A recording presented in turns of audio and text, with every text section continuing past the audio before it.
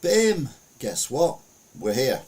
We are live, and it is a bit later than normal, but we are doing What a Week That Was, 9th of December 2022, and we're going to look at Meghan Markle and Prince Harry, and their documentary on their, I'm online apparently, on good old Netflix. We're also going to be looking at the unions, RMT and other unions as well, going on strike left, right and centre, whether the new mine in Cumbria, United Kingdom, is a good thing or a bad thing. And we're going to end with a cute animal. Well, before we go to America. And then we look at American news. And then we think, oh God, America. Anyway, let's get things started. First thing we're going to talk about is not Harry and Meghan. We're going to be talking about them fairly shortly, but not exactly right new. First thing we're going to discuss is, funnily enough, Harry's brother, Prince William, aka the new Prince of Wales, who went and met President Biden. I don't know who I feel most sorry for, really, but anyway, it was over in America. He was having a visit. He was getting a lot of insults and boos from the crowd, as was Catherine, because she was there as well, because of the racism that's been going on. Excuse me. That's been going on, like we discussed last week.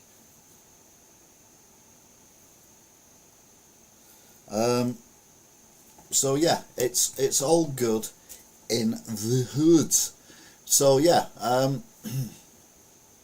King Charles, oh, it's all gone to pot. Prince William, the Prince of Wales, was over in America to do the award for the Earthshot thing that he does, which is where he talks about things where people are trying to save the planet from destruction and all that kind of thing. But yeah, a lot of the Americans were not overly impressed with the fact that he was there because of his apparent racism, even though it wasn't him, it was someone who worked for the royal family. It's confusing, it's royal family, isn't it? Everything's confusing about the royal family. Scarlet fever and strep A have been making the news again. Sadly, more children have lost their lives to strep A, which is basically scarlet fever. They say now it's possibly due to the pandemic that we had with the COVID, which stopped kids going to school, which means that kids didn't get the viruses all the time, and therefore their immune system is weaker, which means that when they do get the virus it can be more serious. The good news is, for the majority of people, it's not a really horrendous thing, it's just a bit discomforting. So you've got a rash, which apparently if you rub it is like sandpaper, like really close together. Sore throat, flushed cheeks, muscle aches, a fever, and sores on your skin, which I think is a rash. Correct me if I'm wrong, but I think that's a rash. Anyway, the good news is it's up and running and everything's it's up and running. It's not as serious for most people than what it was back in the day. It can be treated if it's caught early enough with antibiotics. The EU and other countries decided that Russia was using the money for the oil that people were buying to fund the war in Ukraine. Who knew, apart from anyone? Anyway, the price cap was put on, and Russia got really upset by that for some reason. They said, you can't put a price cap on our oil, you're not allowed to. And then they threatened to withdraw all the oil anyway, which would then have put the price of oil up. But we wait with breath of bated to see if that's actually going to happen. Meanwhile, in the United Kingdom, this guy here, who I never heard of, was the head of the police watchdog. Basically, the guy who looks over all the police officers in the country and checks that they're not abusing their thingamabob, their status Hiya Annie, hiya Angela. Yep, fine, just running a little bit late. But yeah, he's now been, he's been basically sacked because he's now under investigation himself for possibly being a little bit corrupt, which is a tragedy. Hiya Master Beef, hope you're good as well. Don't forget you can always join in with the chat and get some reactions as well. Going back to the Earthshot prize, which was given out, one of the winners was a company that uses seaweed as packaging. I don't know how that works, but I imagine it's better than plastic, and that's probably a good thing. Meanwhile, everyone's favourite Lynch was, well, again causing problems for people who use trains. They rejected a 9% pay rise, and they say that they want considerably more and they want job security. And my argument with this is that there are countries in the world that have trains that are fully automated. They don't even have people in the cabs anymore nowadays. We even have one, which is the Jubilee line, I think, which goes to Canary Wharf and all that. I think that train there is run by computers and has been for years. Things move on. We are not in the steam age anymore. And he's saying we want this massive pay rise, even though there are less people using the trains since COVID. Therefore, the money that they're getting has gone down, but they want a really high pay rise. Oh, we've got loads of writing going on. I don't think anyone will fill that position correctly. Hi JT and Rachel as well. Welcome to the channel, chat master, you're both well. Join the chat. I'll always stand with the unions for their demands, respect real workers. I don't stand with the unions. I think the unions need to be destroyed, basically. The amount of strikes that we're getting now and the pay demands that are being asked for, where's the money coming from? If it's government, they're going to have to put taxes up, so we're going to end up paying more for it. If it's private companies, they're going to have to raise the prices, which means we pay more for whatever they do.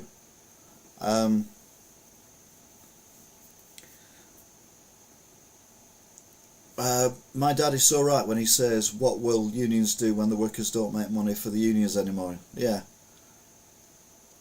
Hiya Rongan and hiya Deno as well. Hope you're good. Lots of people joining the chat.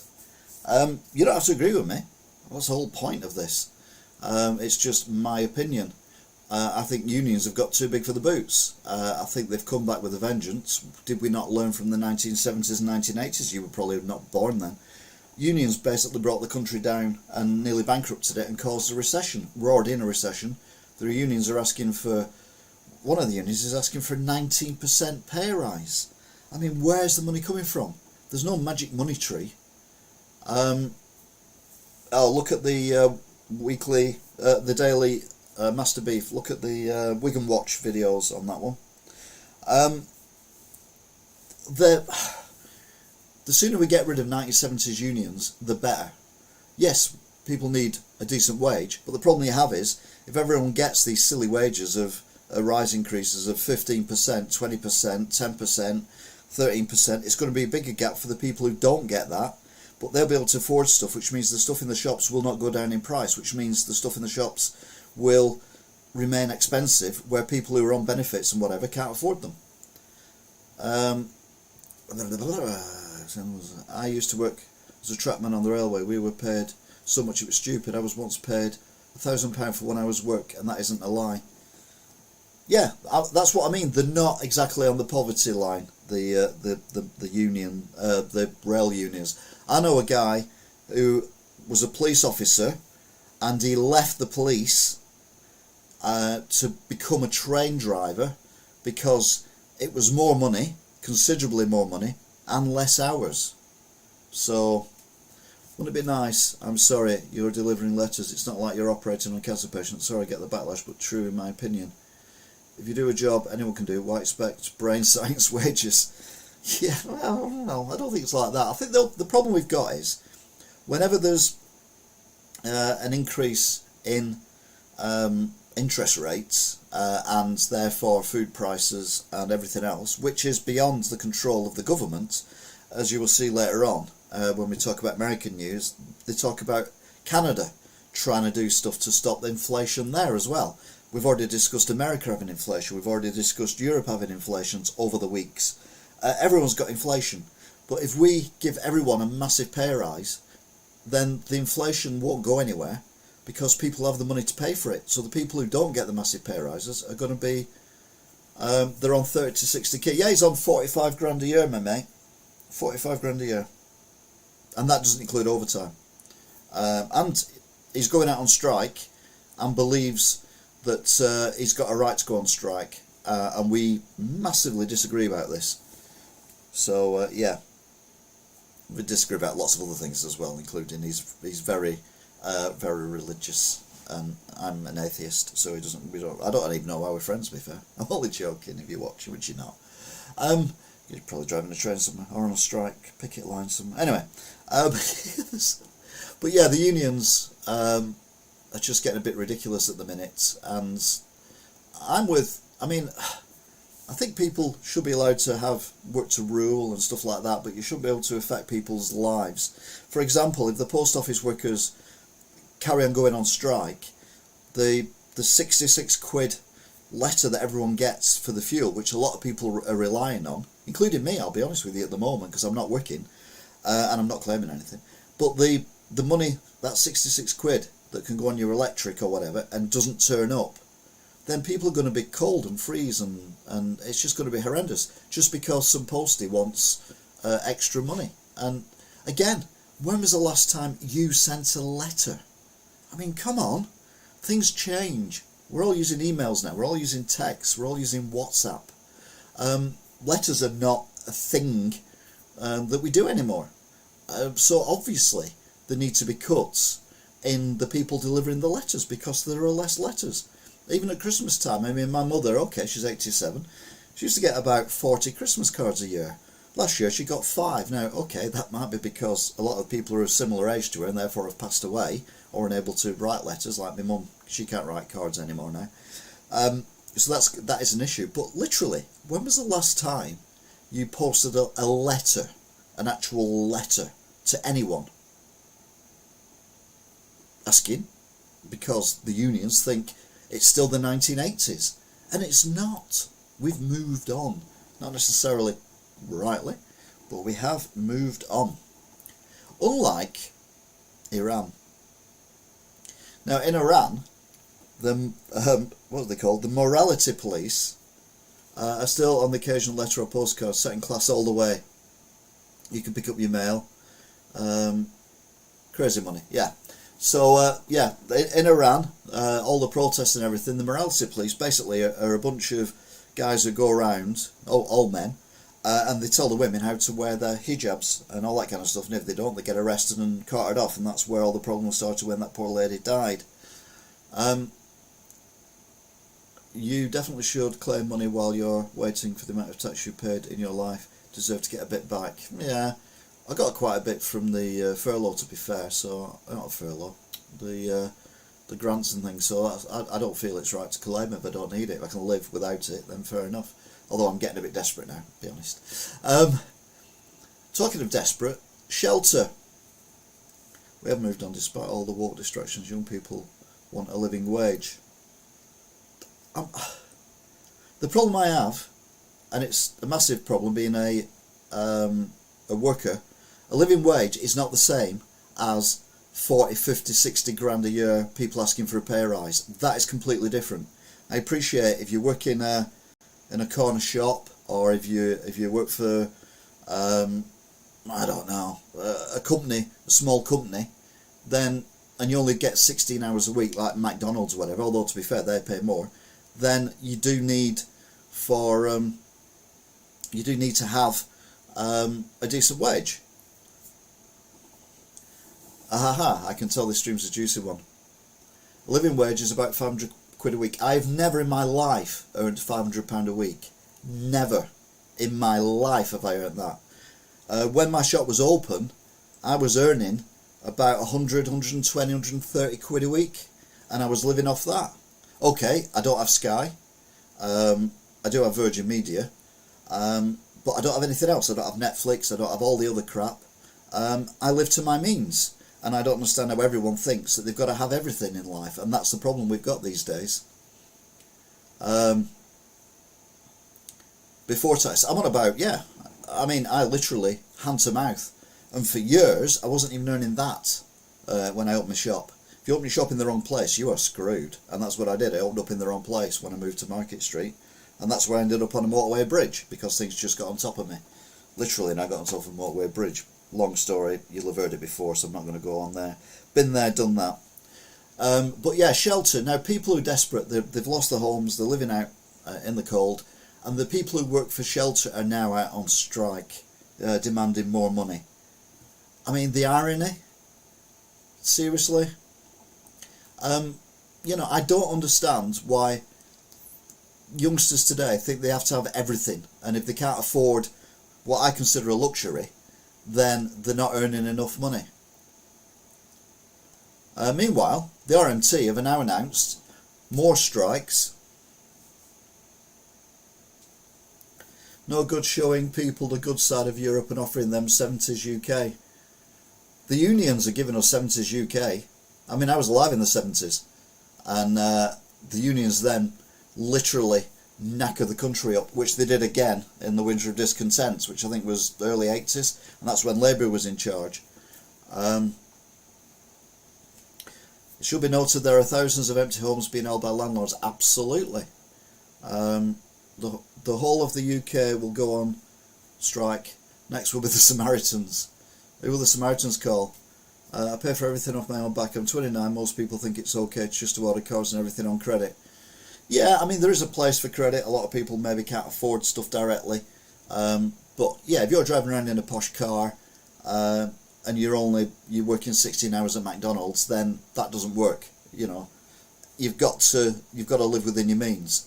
And people nowadays just expect everything. Like I said, they want all the Sky channels. They want Sky Sports. They want Sky Movies. They want everything else. They want Netflix. They want Amazon Prime. They just want everything.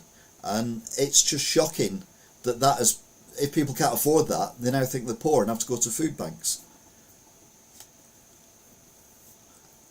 Food banks is another thing. Don't even get me started on food banks.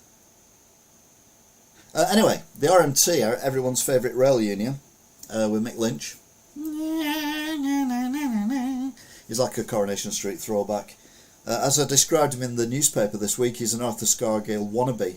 Look how it ended for Arthur Scargill. Actually quite well. He's on a massive pension because he was leader of the union, even though there's no miners anymore. Or is there? Housing should be a guaranteed human right, not held behind a paywall by someone else. I have a very good account. I order stuff and pay year after it can be paid, but why now when I can pay next year? Yeah, if you can afford to do that, that's fine. But like I say, there's a place for credit, and you know everything has its place. My argument is that these people are asking for money that isn't there. I mean, when Labour were chucked out of government, they'd literally bankrupt the country. There was no money left in the government funds or anything. They even left a note, look it up, they even left a note in the Chancellor's desk saying, sorry, all the money gone. Labour absolutely messed up the economy, which is why we've had to have, maybe too long, but the austerity that we had, because Labour had completely messed it up. And now we've got stuff going on that we cannot control, i.e. world inflation due to the war in Ukraine, which apparently there might be a rumour that Putin's ready to talk about that. Credit is never okay when I look at people and think, yeah, but your car is on tick and mine's not. Yeah, housing should be a guaranteed human right. This is another thing about me that I get annoyed with as well. Social housing. How many of us know people who, like young families or a young couple or whatever, who are desperate to get their own place? They're living with a mum and dad or sofa surfing or whatever. They've got jobs, but they can't find a house to live in, i.e. social housing. It used to be called council housing back in the day. And the reason for that is because loads of other people have got the houses, and a lot of them abuse that position. A lot of them destroy the houses that they're in. They are antisocial. They'll play music all night. They'll keep the neighbours awake. They ride motorbikes, quad bikes. They have children who throw bricks through windows, all that kind of thing. And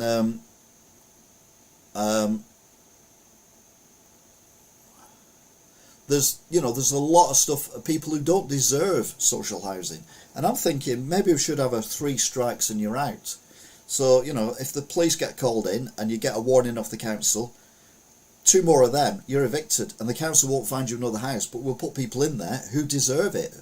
People who would genuinely look after it, would improve an area. Why should we have people who don't respect what is basically given to them, because they don't pay rent, most of them? They're on credit, so the rent comes out. They're on income support or whatever, so they don't feel that they pay rent.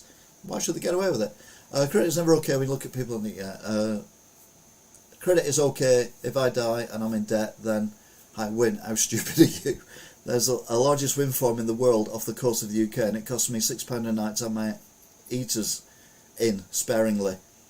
Yep, lots of scammers around here. £400 a month for a 1-bedroom flat and £30 a week for food. I think £500 a week for a family with kids is normal. If I died and 20 quid in debt, I'd be laughing. Well, you wouldn't be laughing, you'd be dead. 3-1. What? 3-1? What's 3-1 for? I think Annie is a troll. No, I know Annie is. He's not a troll. Not sure about wrong'un, but he's a wrong'un. So what can you do? Everyone's welcome as long as they're polite, and your opinion is allowed.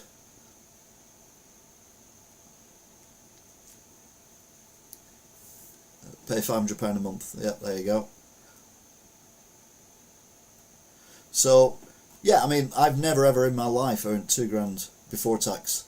My highest wage was 18 grand a year, and I was poor then as well. Yeah.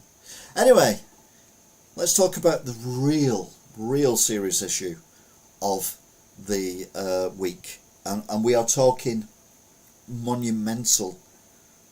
I mean, forget the strikes, forget the war in Ukraine. In fact, I don't think the war in Ukraine even gets a mention this week. This is really important news.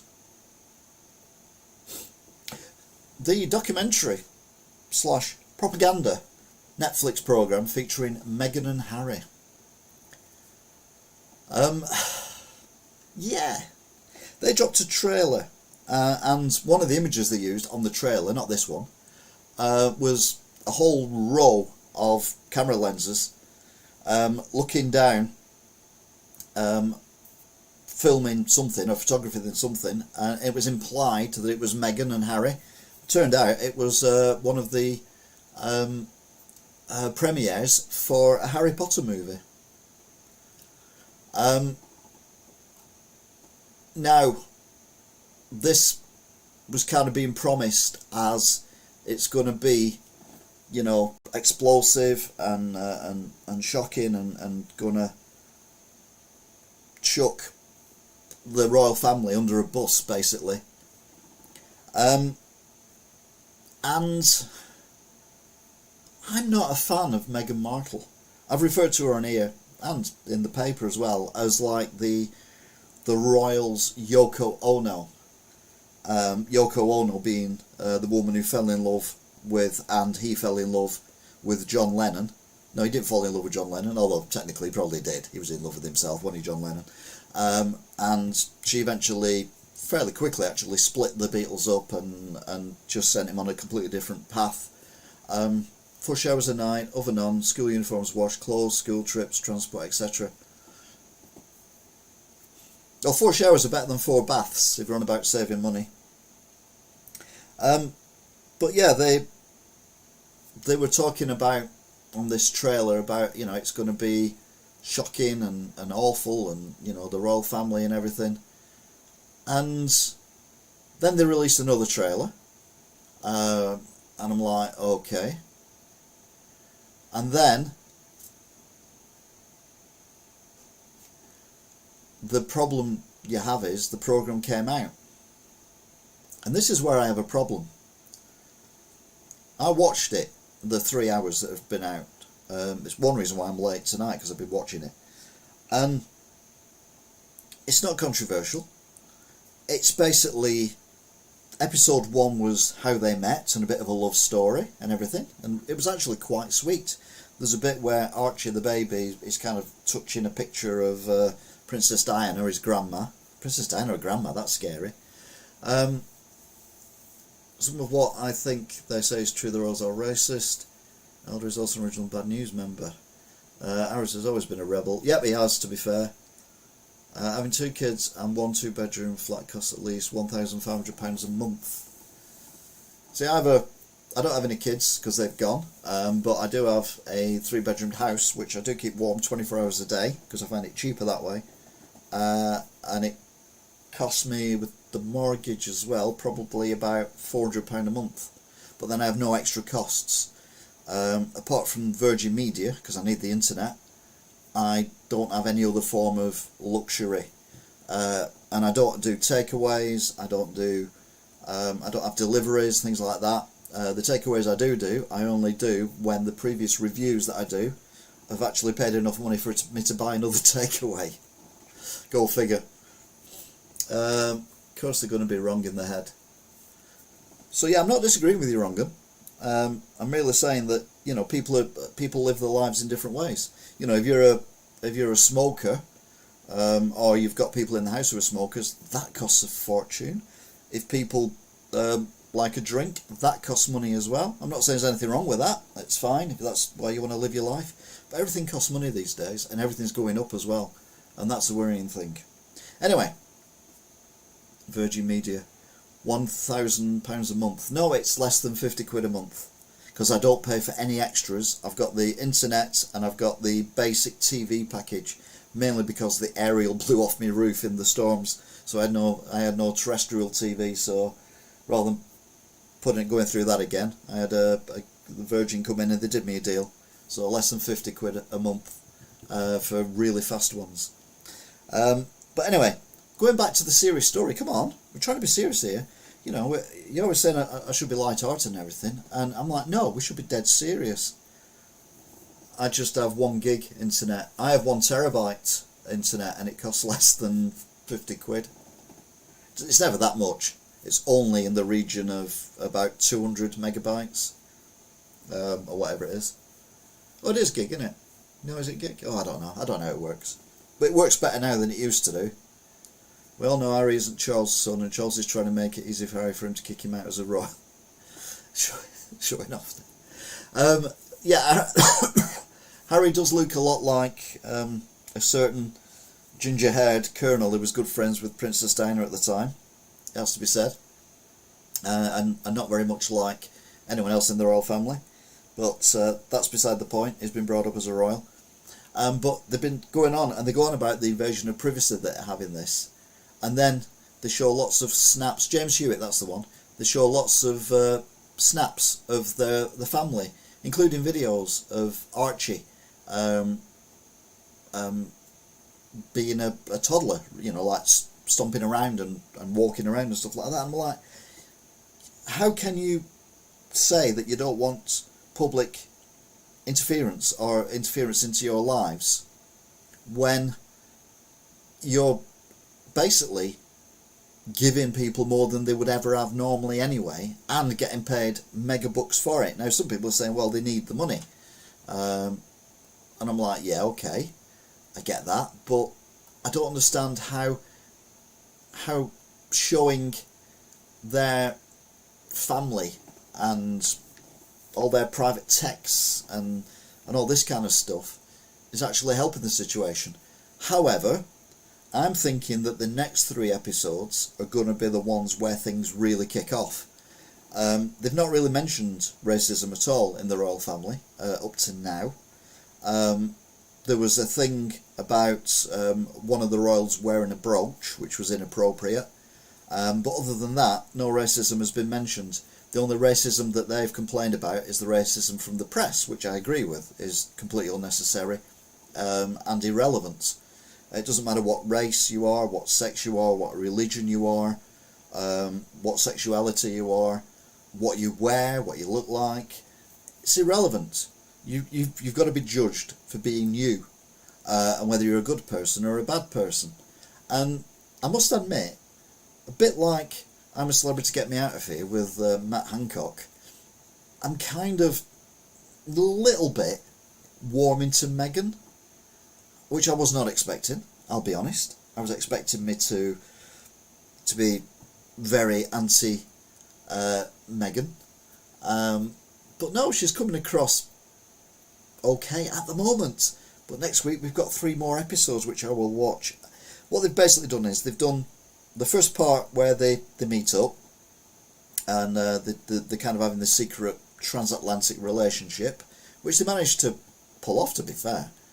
And then they did the bit where it all came out into the open. We also looked back at the early life of Harry, and in tonight's episode, in the 3rd episode, he actually mentioned and apologised for when he dressed up as a Nazi at the party in the New York party, and he said, he'd lost his mother. He was doing a few drugs. And he was basically being honest, which is very unusual.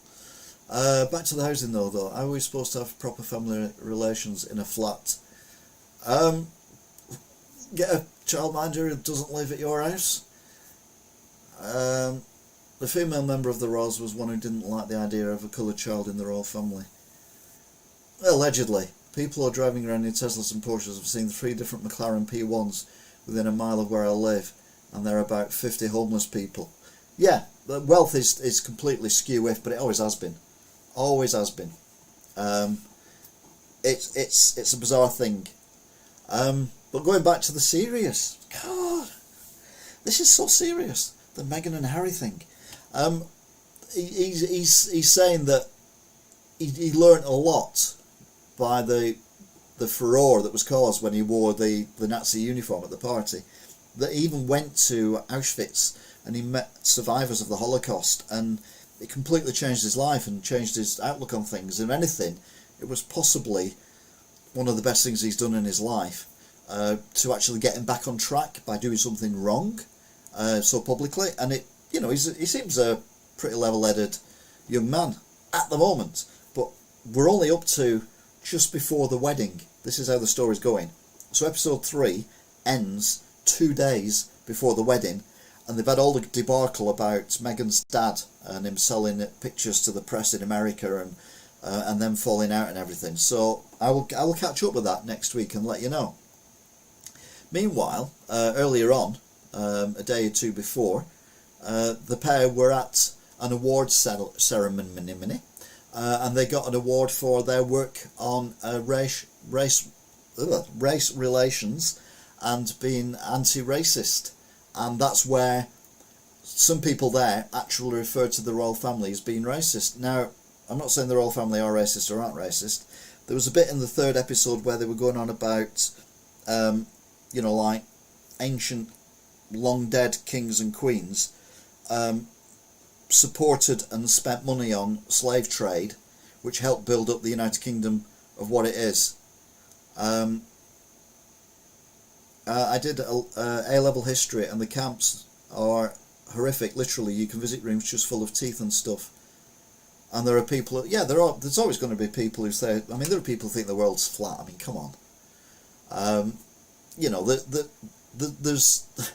There's always going to be people who don't agree with everything. I mean, I myself, how many times have I said something that you don't agree with? That's the whole point. That's what we can do. We are allowed to say things. And whether people agree with us or not, that's fine. The point is we're discussing it, we're talking about it, we're actually having a conversation about stuff that maybe you wouldn't have a conversation with your friends, or you wouldn't have a conversation with a stranger in a pub. And it gets people thinking. Anyway, they got an award, and someone who kind of give out the award was saying about how they've done well to stop racism in the royal family, which was ironic considering the racism that allegedly went on. Yeah, it did go on last week. Not in the royal family, but in the royal household with that lady. Poor kids don't ask to be brought up into all that crap. It's sad. Oh yeah, You don't mean poor kids, but no, you cannot choose where you're born. At least we don't think you do, because if you did, would you have chosen where you were born?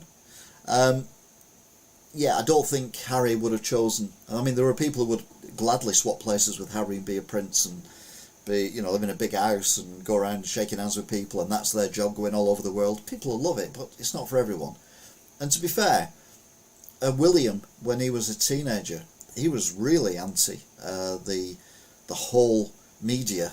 You know, he was really, really, really not a fan of them, and got really angry with them and fed up with them. And I think Harry picked a lot of that up off his older brother. And yeah, he even had a few scuffles with people outside restaurants and things like that because they were taking his picture like that close to his face with a telephoto lens. I mean, I think I'd get a bit upset if someone did that to me. But yeah, it's going to be interesting to see how it pans out, because I reckon they've kind of eased in, and it's like very cleverly done.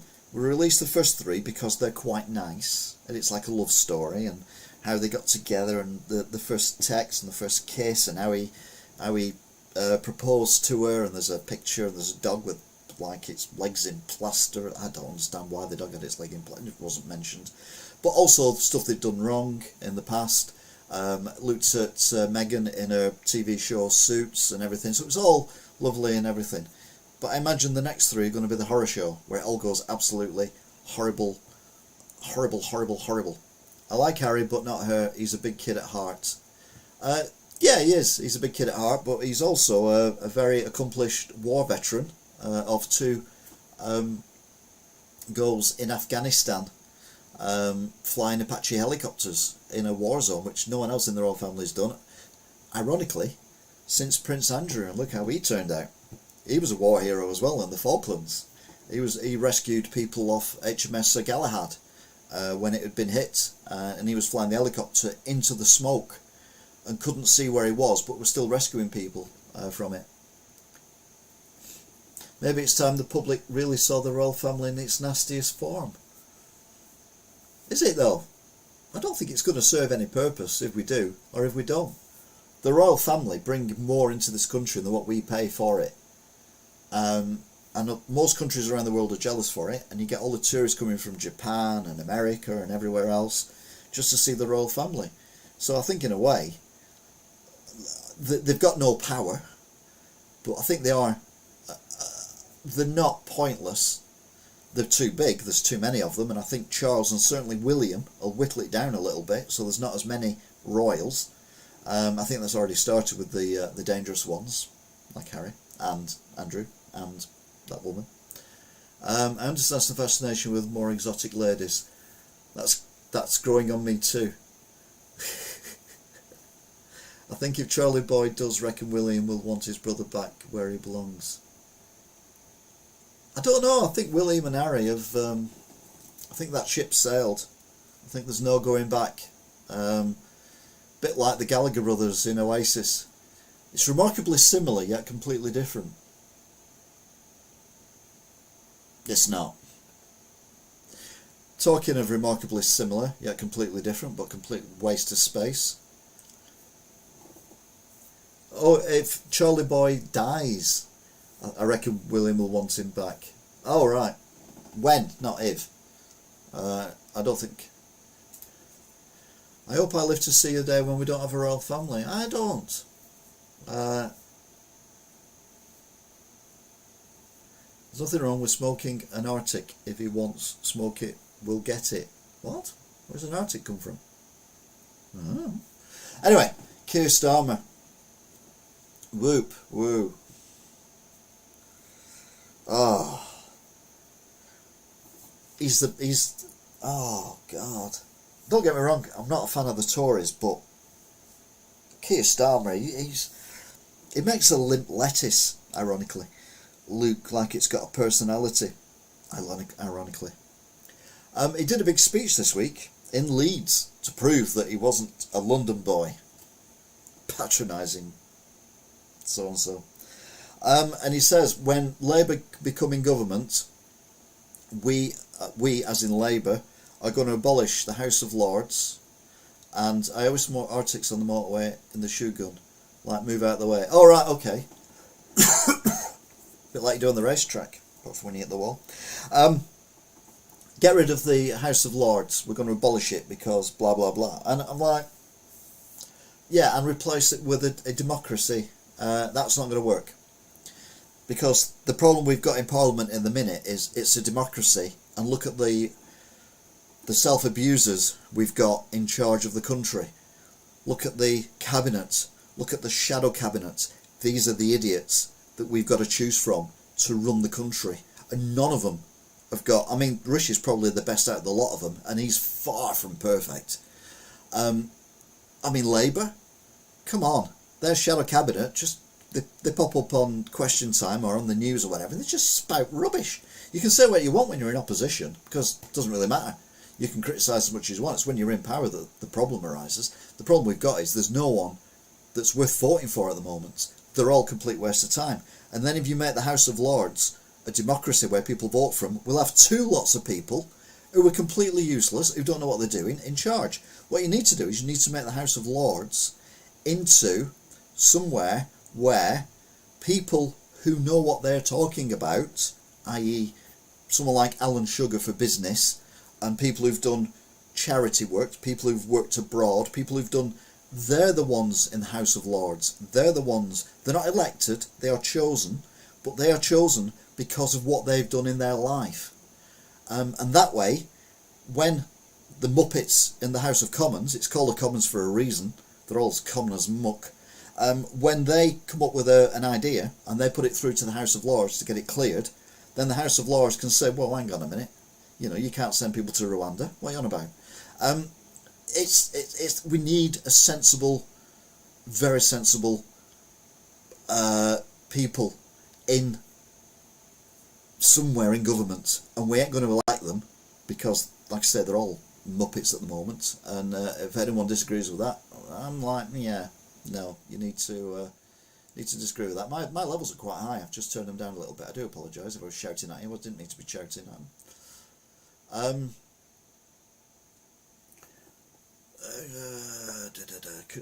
So Keith Starmer, get rid of the Hall, but I'll take my Knight Commander of the Order of the Bath. Yeah, that's a good point. He is a knight, isn't he? So technically he could win the House of Lords. Yeah, hypocrite. Most of the lords inherited the role from family, not through their own merit. Exactly. They're the ones I get rid of. The people who've done that I get rid of. People who've, like Lord Sugar, and what's that woman called?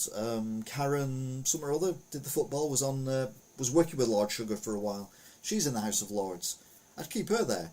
But I'd also get other people in from industry, people who've done well, people from banking world who've actually been, you know, we haven't found out they're not honest. Are there any? Get them in the House of Lords as well. I'm trying to think of what music to listen to while I'm watching this. Bit of Past by Sub, I think, on low volume. Well, I'm not familiar with that. Most of the lords inherited the role from family. Yeah, let's say they're the ones I get rid of. Just because you're a toffee-nosed twit who lives in a mansion in Cumbria or Scotland or the outskirts of London does not mean you're the right person for the job. And also maybe have an age limit on it as well. So if you're 96 and you don't know what day of the week it is, maybe we don't want you in the House of Lords either. Get Elder in the House of Lords, some common sense. Oh, just make me Prime Minister, although you wouldn't like it, because I just don't stand for it. He'd also, as well, I mean, this is what he said, actually. I've been going on, and I'm actually, it's a new thing I do, I actually print off what they say. Oh my god, he's almost getting intelligent at this. Almost, but not quite. Well, go away. There we go. Handing the new economy, taxation and law-making power to mayors and devolved governments. Now, the problem I have with this is, we've already decided that the government and a lot of people in the House of Commons are not honest. And we've also know, because we all have councils, that a lot of councillors, you know, may or may not allegedly be honest. Take the odd bung or 9 in order for someone to build something that they want to build. I'm not thinking of anywhere in particular, but you know, you get the drift. So then handing these people who are less scrutinised than MPs a lot more power and a lot more money, surely would be more dangerous, because you're more likely to get corruption, you're more likely to have money disappearing or money going to the wrong people or wrong decisions being made. Plus then you end up with a postcode lottery as well.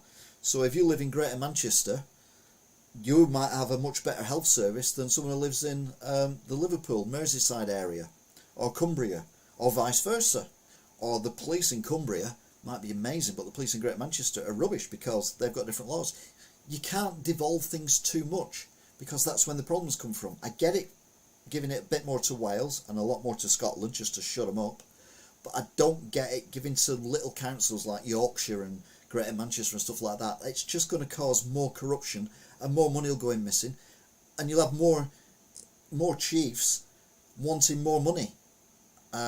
It's just a joke. Back to money thing. You can't expect people to stay in the house and eat beans on toast with a blanket wrapped around them. Everyone has to have a phone and internet connection these days. I mean, I can do it, can be homeless, but I've been incarcerated. Well, you are a wrong 'un. We've been saying this all along. Watch out for that wrong 'un. He's a wrong 'un. I'm not disagreeing with you. I'm just saying that there are people who are taking the mickey, and at the moment they're the people who are working on decent jobs. I have no problem with people wanting more money, but you've got to be realistic, and you've got to realise the money's got to come from somewhere, and you've also got to realise that technology's changed. I mean, I dare say all of us listening to this and watching this are old enough to remember before self-scan tills went into supermarkets. Therefore, we're all old enough to remember how many people worked in supermarkets back in the day. And now you have one person, or maybe two people, looking after 12, 14, 20, depending on the size of the store. All the other jobs have gone. But the tills, these people are looking after 12, 13, 14 tills, and we're doing it ourselves, and we're still paying more than what we were. I'm liking this wrong 'un. He's a wrong 'un, hey Lex, be careful. Anyone who is a council employee should be on a maximum of the salary of an MP and no more. It isn't going to solve issues, but it's a good start.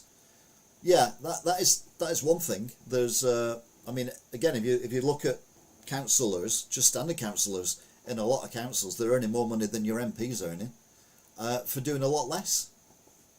Well, it depends on your MP, doesn't it? But more about Matt Hancock later. What else was it? Sweeping constitutional reform in an attempt to clean up politics. Well, that's absolute nonsense. Banning almost all second jobs for MPs. Almost all second jobs for MP. So where's the cut-off point? It makes no sense. Moving 50,000 civil servants, 10% of the workforce, out of London. Well, what's that going to do? All you're going to do is you're going to move those people out of London. Now, either you get people who are not up to the job taking over the jobs in various different parts of the country, or everyone who is a civil servant in London just moves out of London and ends up buying houses that they can afford to buy because they've sold their house in London, making the property market even worse in wherever the place has gone to. Developing 300 economic clusters around the country, from precision medicine in Glasgow to creative media in Bristol and Bath, with the aim of doubling growth in the UK. Now that works to a degree, and I agree with that, but we're not doing it right. What we should be doing is, and how long have I been saying this? We should be really, really, really investing in green hydrogen and green hydrogen machines, because that is the future. Batteries not the future, green hydrogen is the future. All that stuff, that fuel that's carbon neutral, that takes the carbon out the atmosphere to actually make it, so when you burn it, it only puts the carbon back in the atmosphere that came out of the atmosphere in the first place.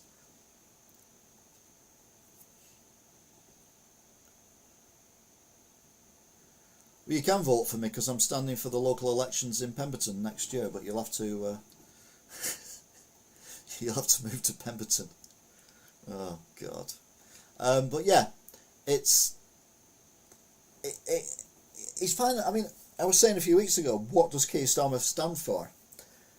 What he stands for is wasting money. I mean, we haven't got any money to begin with, and West Streeting,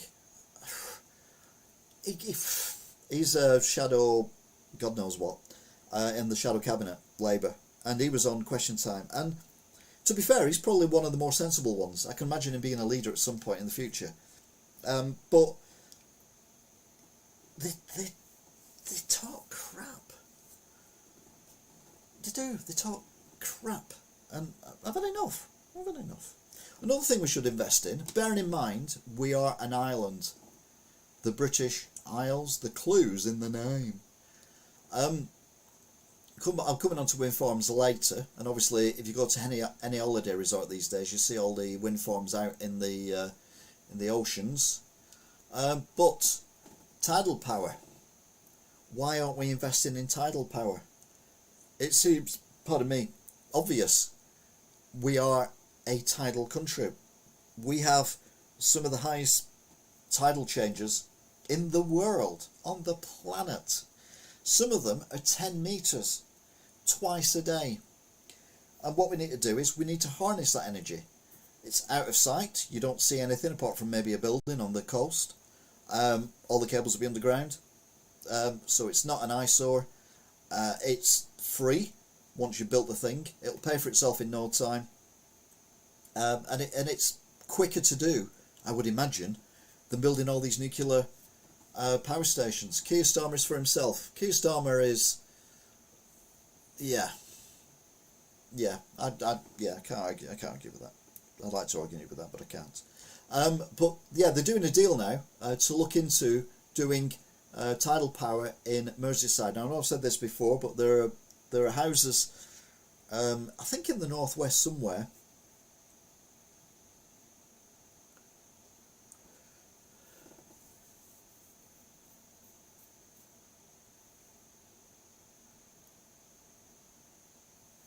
I would print that, but you need to get rid of a certain word. Oh, or not. Okay, fair enough. Yeah, we're all grown up here, aren't we? It's fine. It's not real proper swearing. But tidal power is a way forward. A thing that's not the way forward, but is being pushed again, are solar farms. And I'm like, solar farms are a waste of time. I mean, how light has it been today? How many hours? And how much energy would any solar farm be doing at the moment? Oh yeah, nothing. When do we need the energy? Night time, when everyone comes home. Please reword certain words. Yeah. The UK coast needs total protection too. Erosion is a natural thing, but also we could do with some effort. To be fair, you could probably tie the two in together, because wherever there's coastal erosion, it's probably due to the fact that there are high tides and storms and everything, which would produce electricity. But yeah, I mean, renewable energy is the way forward, but I still think we need nuclear power stations and the like. However, Rishi has decided this week, I didn't even know there was a thing on this, that land wind turbine farms are going to be allowed again because of the... well, I don't know why we're not allowing wind farms on land, because I don't think they're ugly. I like driving through on a motorway and seeing, you know, like a hilltop with about 12, 13, 15, 20 wind turbines majestically turning round. You drive along to Chester through Ellesmere Port, there's one there, and it's fantastic. Plus, you look at them, and if they're not working, you know it's not a windy day. So they're like, you know, you're driving at 70 mile an hour on the motorway, you don't know whether it's windy or not. So I didn't think that there was a problem with them being built. I get people moaning about them being built, you know, in their backyard, NIMBYism and all that. But these same NIMBYs would be moaning if the electricity was turned off for 2 hours every week because there's not enough power. You know, hypocrites. The world is just full of hypocrites. And sadly, these days, we're giving them credence and listening to them as well. But no, wind farms, again, they're only good when it's windy. And you know, many times this year I've driven around in the summer, and the wind turbines have not been turning. Even on the Pennines, they've not been turning. So you've got to be aware that there are places for these things, but there are limitations for them as well. Now, if you go to the coast, and I've been to a few holiday resorts this year before money ran out, and in the distance, like Redcar, and well, basically every coast that you can see, every holiday resort on the east coast has got a massive wind farm in the harbour. You go to Southport and Blackpool, you can see wind farms, and again, absolutely fine. But wind doesn't blow all the time. Tides work all the time. Tides are always moving, and it's not just a case of, you know, twice a day you get power, which you can store in batteries anyway. But it doesn't happen like that. It's not like whoop power, right? Nothing for 12 hours. Whoop power, nothing for 12 hours. It's a slow process, so it develops over a period of time. So you get it all the time. But nuclear power stations are the way forward. Maybe some of that hot air, some of the MPs could power some turbines. It actually uses power to power a wind turbine. Yeah, there is that. There is, yeah, I know. I know they do use power, but they make more power than they use. My big argument with them initially was the fact that the amount of energy used to make them in the first place, i.e. The towers, the turbine bit at the top, all the wiring that goes down from the top. You see there are fields, like the moors or whatever, but underneath, all the cables and everything, which will then go to a building, which will then go into the main grid. I mean, all that, and then you've got the actual sails themselves, and then you've got to put the things together, which needs a massive crane and people and stuff like that. So it's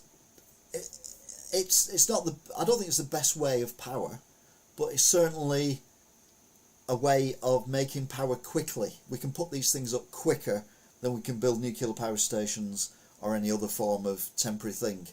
But nuclear power stations, they work all the time, and they're a lot safer now than they used to be. Technology's moved on, and we get more power out of the same amount of nuclear plutonium as what we did ever in the past.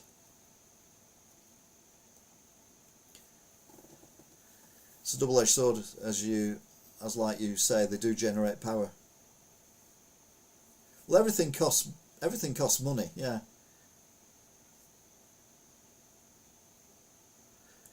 You know, Merkel's last meeting before she left office was with Boris. What was that about? Oh, God knows. Boris who? Angela who? Paramedics. Back to strikes again, I'm afraid. They are now going to go on strike again, and this time they're not going to answer 999 calls, because the call centres will only be answering life and death 999 calls. And I'm like, how do they know when you ring up that it's an actual life and death thing? They have to answer the phone to say what's wrong, and if you say, oh, my elderly mother has got chest pains and her lips have gone blue, they're like, right, okay, we'll send an ambulance. But if you say, oh, my elderly mother's got stomach cramps, what can I do? What they're going to do, put the phone down on you. Don't know how that's going to work. Paramedics are going on strike as well. Ambulance drivers going on strike as well. They all want extra money, but again, there's not a lot of money around to give them. I feel for the paramedics. They put up with so much abuse. They do. Shouldn't we know? It's a secret from us. Well, I think both of them are irrelevant now, so I don't think it really matters too much. Maybe. I don't know. But yeah, I advise you now ring 111. But how many people are going to remember that if they're panicking? If they are panicking. Someone else who should be panicking, but it's just too big to panic, is Donald Trump. His family company have been found guilty of tax fraud. Not a little bit of tax fraud, quite a bit of tax fraud. So you're like, oh goody, they're going to get a lot of fines and everything. No, what's going to happen is 1 point something billion, and that's it. Well, undertakers will profit more. Well, yeah, we can't argue with that, as much as I'd want to. I can't argue with that at all.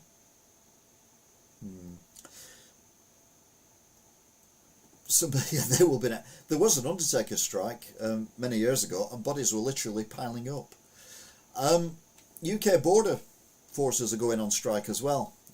So if you're coming into the country and you have to show your passport, you're going to have to queue up, which means people are going to be left on planes because they can't get into the airport. And this is over Christmas. But for some reason they're doing it all the way over Christmas, but they're not doing it on the 27th, but then they're doing it all the way to New Year, so they're working the 27th. Now I'm thinking, is the union leader having a holiday and coming back on the 27th? So he said, right, you can't have that day off because that's when I'm coming back in. It all seems a bit weird. You're either on strike or you're not on strike. The deceased will need to wait in line. Oh dear. But yeah, doing eight-day strikes, which makes no sense when they're having 1 day where they're working in the middle of it all. And it will affect outgoing flights as well, because you can't fuel a plane up when there's people on the plane. You can't take luggage off, put luggage on when there's people on a plane. Well, you can, but it's not great. So yeah, it's all a bit of a mess, as is this decision. This is a new coal mine, that's been granted permission to be built in Cumbria, Whitehaven to be precise, which is, to be fair, a very on its uppers area, and it's not going to be used for power. Apparently only 1% of our energy now is from coal. It's coking coal that's coming out, and it's going to be used for the steel industry, apparently. And the idea is to stop us relying on Russia for coking coal for the steel industry. 3 questions I've got. 1, what steel industry in the UK? It's been destroyed, hasn't it? 2, why are we still using coke for steel when there are more economical ways of doing it, which haven't been discussed, electricity and gas? And 3, what's the point when what little British steelworks there are saying that the coke they're bringing out of this mine isn't suitable, and 85% of it is going to be exported? So instead of buying it off Russia and shipping it over from Russia, which isn't green at all because you're paying for the ship, as well as the obviously being Russia, we're now going to dig coal out of under the Irish Sea and then put it on ships and send it to different countries, which kind of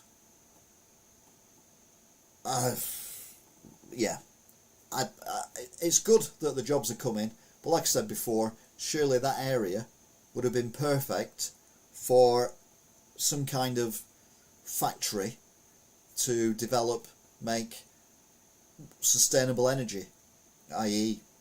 green hydrogen and others as well. In all fairness, waiting in a queue is part of British culture. It's called being civilised. We don't really just go and beat the people in the queue with a club and eat them. You will have medication going on strike due to the stress of cannibalism. What? I don't know, this has suddenly got very deep. I'm talking about coal mine, you lot are discussing cannibalism. Which, to be fair, the next story, Germany, which is ironically we were kind of talking about. 25 arrests made, including a high-ranking professor, lawyer, important learned man, him. Apparently they were about to overthrow the government, a far-right extremist group, and they were prepared to go into the government, parliament or whatever it's called in Germany, and use weapons to take control, i.e. kill people. Anyway, thankfully the German police and everything found out what was going on, been tracing them for a while, and arrested them all. You'll have liquid meds hitting the bottle due to man being handled and being left on the shelf. In African countries, they do. Oh, God. But yeah, that could have been really bad because right wing is where a certain guy with a tash was in Germany back in the day. Meanwhile, at hospitals, waiting lists are at a record high.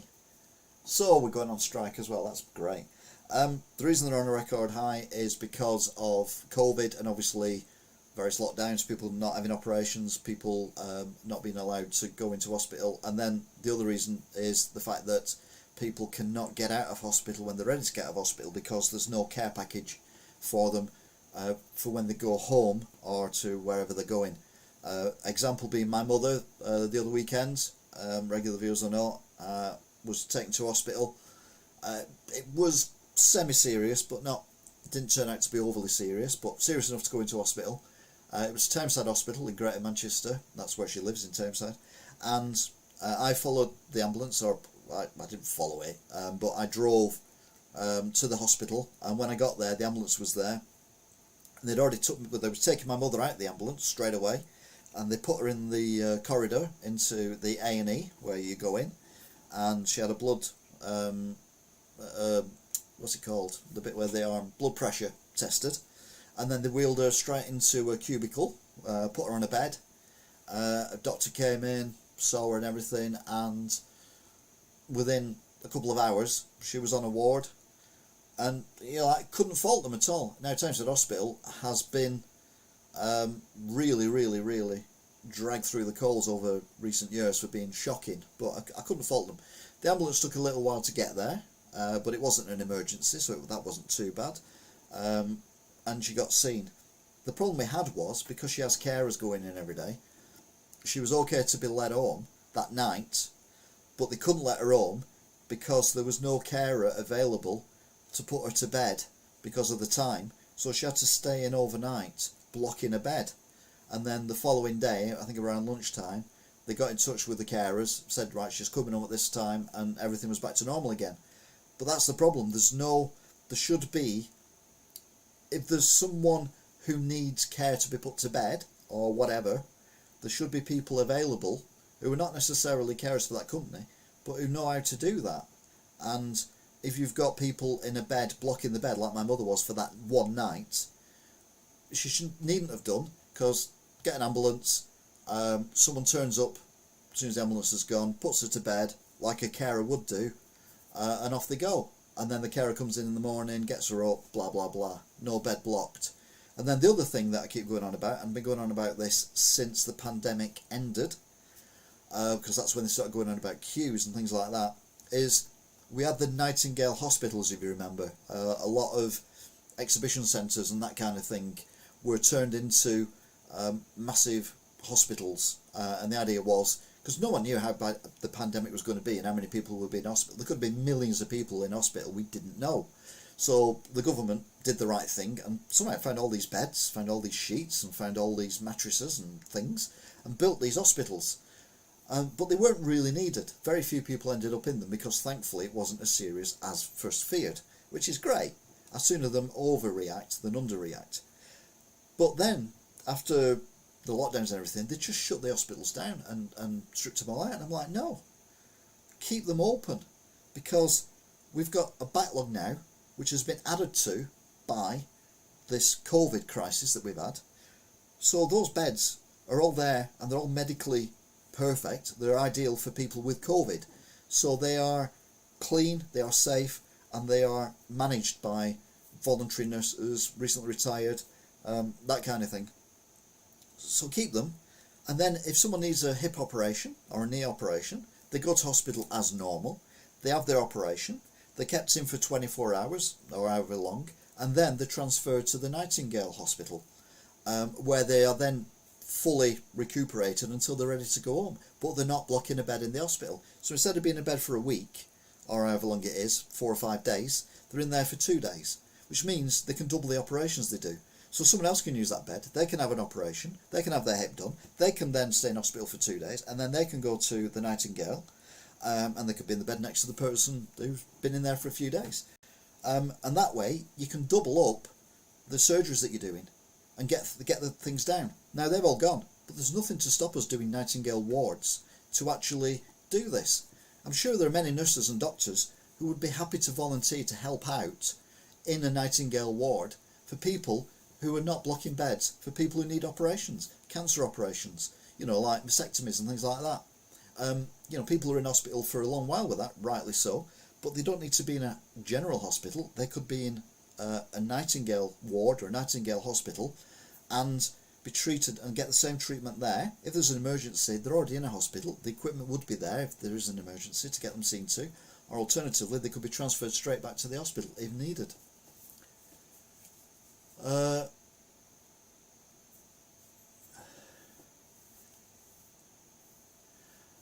You get left wing, right wing, but never middle wing politics. Dunno. Could we not just keep the same salary for the nurses, etc., and offer them a day's less each week, but also employ another nurse for that said ward help? Problem is, we haven't got enough nurses and doctors as it is, because we did Brexit, which I voted for. The idea was control our laws and also control our borders to a degree. What we've done is we've closed our borders. No, we need people to come in to do jobs that are essential. We don't need people coming in who are just coming in to live off the state. There's ways of doing it. I've said it before about the migrants coming over on the boats. It is so dangerous. They're putting their lives at risk. What we need to do is make that pointless. So as soon as they land, we send them straight back to France or from wherever they came from. But we set up in France and in like Algeria or wherever the people are coming from, UK application centres so people can, safely, without risking their lives in the Channel, seek asylum or whatever in the UK. And if they're granted it, we'll fly them over in a plane rather than risking your life. Families, many people have died already, and many more people are going to die in the Channel, and we're not doing anything to stop it. We need to be brutal to be kind, but we need to check that we've got stuff on the other side so that people can know that they've got somewhere to go to actually check if they can come to this country.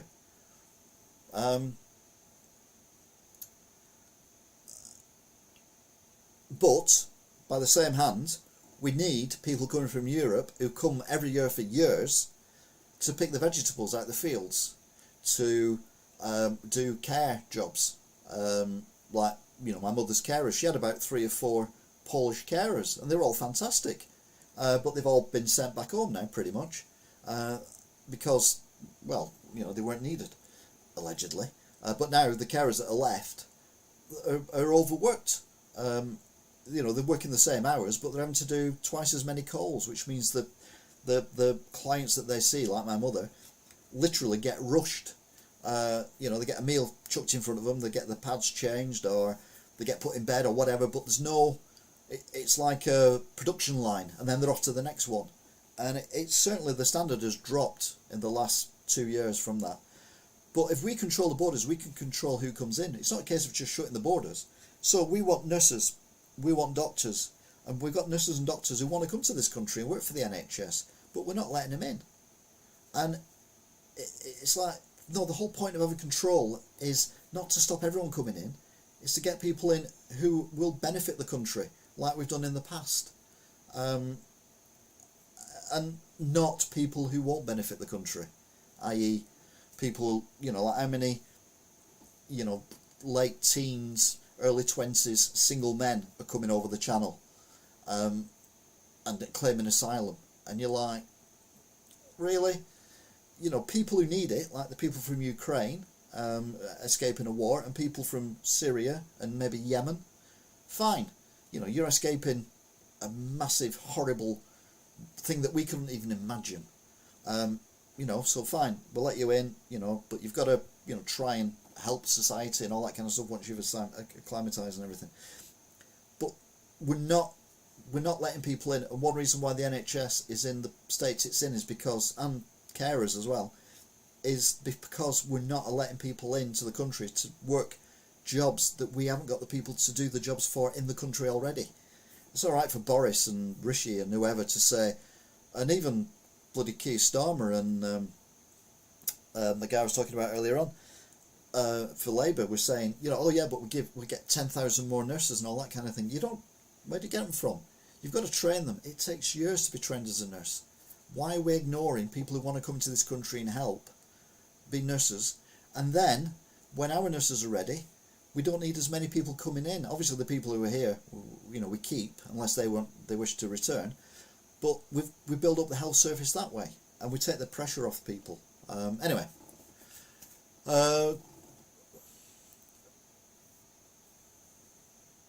The reason for left and right originated in France. The people who sat on the right supported the monarch and the ones on the left didn't, so in sense making the monarch middle. That kind of works, Deno. I agree with them. What's the point in drive-through? You have to park up, it's not a drive-through. What? Well, have I missed some here? Fast food is fast food. You get left wing, you get right wing, you never get keep salary the same, blah blah blah. You've done a lot of talking, which is good.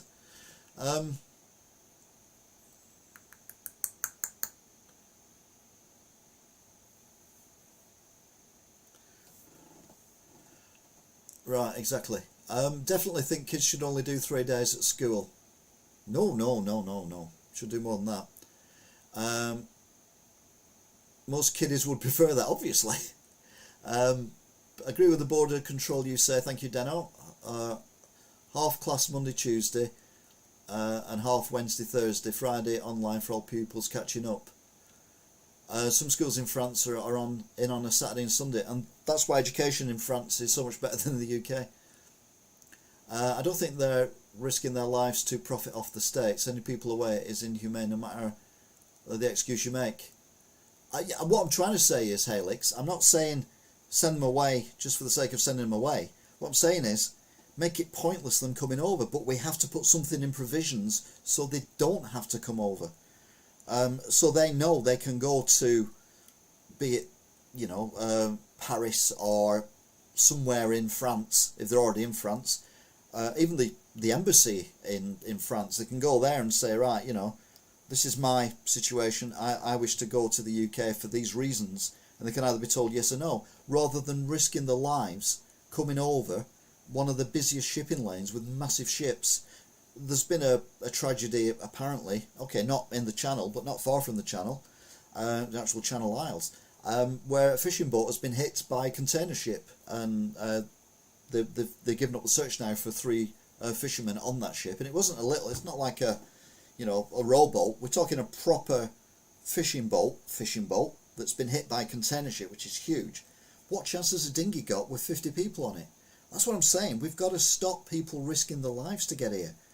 And the only way to do that is by being harsh and sending them away when they arrive. I'm not being racist in the fact that I don't want them in this country for that reason. I'm trying to save people risking their lives getting here, but we can't do that unless we have in place something for them to actually go to or apply or do something, and then we'll get them here. If they're eligible, we safely get them here. We fly them here. We don't get them in a dinghy and say, good luck, lads, off you go. Although I might have said that earlier on. A point system. That's what they have in Australia. I'm going to murder this extra tasty chicken soon, rip it to shreds. There are doctors from other countries, then why not train them, give them a job? Whoops.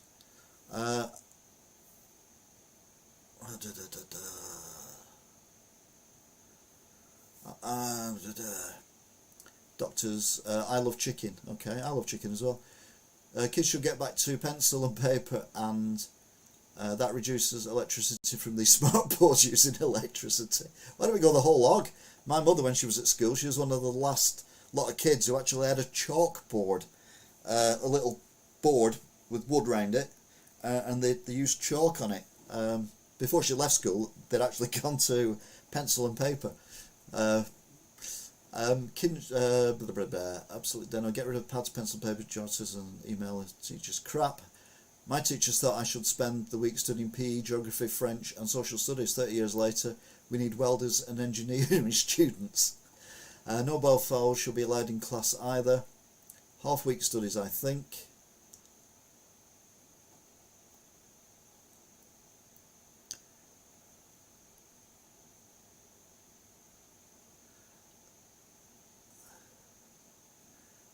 Dexterity of the hand with writing is good. Yeah, that is true. Yeah, any. There was two naughty words there. With all phones, Angela Beeswax, an engraver from the Romans. Oh my God. One of my favourite programmes of recent years has been Plebs on ITV2. It's now on ITVX apparently, so I won't be watching it. Because the amount of stuff they want to know about you, all the cookies you have to do, you can stick that up your bum hole. But what I liked about it was the fact that they worked in a bank, and one was a photocopier called Copier, and he basically had to just copy everything out that was given to him. And then the other one was Shredder, and he just had to rip pieces of paper up like a shredder, and so many. It was so well written and so cleverly done and so funny as well.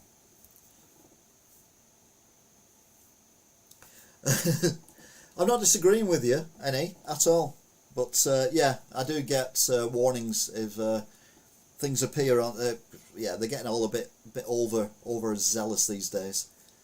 Things getting monetized, demonetized, and blocked, and not in certain countries and all that kind of thing. It is becoming a nanny state.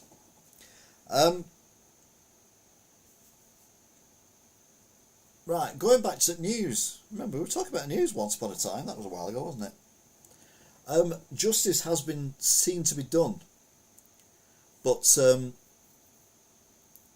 I'm not sure it has been. It's been more done than I anticipated. The young lad on the left there is Harry Dunn. He was killed by the lady on the left, who was an American,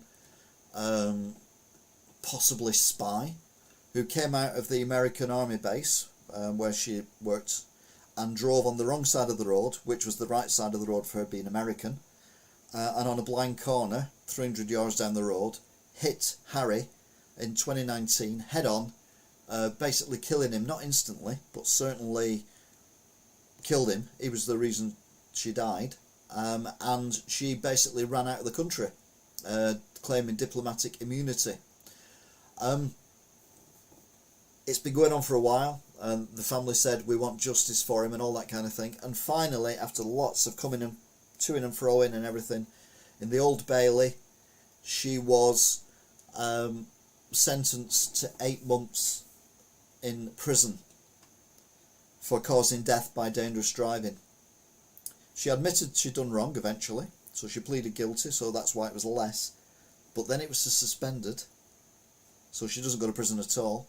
And she wasn't even brought over to this country to face the charges. She stayed in America, and she did it by video link. And I'm like, well, it's justice, but it's not justice. 8 months suspended sentence is not justice for taking a life. You know, if I was unfortunate enough to be in a situation where I did something like drive on the wrong side of the road and someone died because of that, I would not expect 8 months suspended sentence. Yeah, basically she got away with it.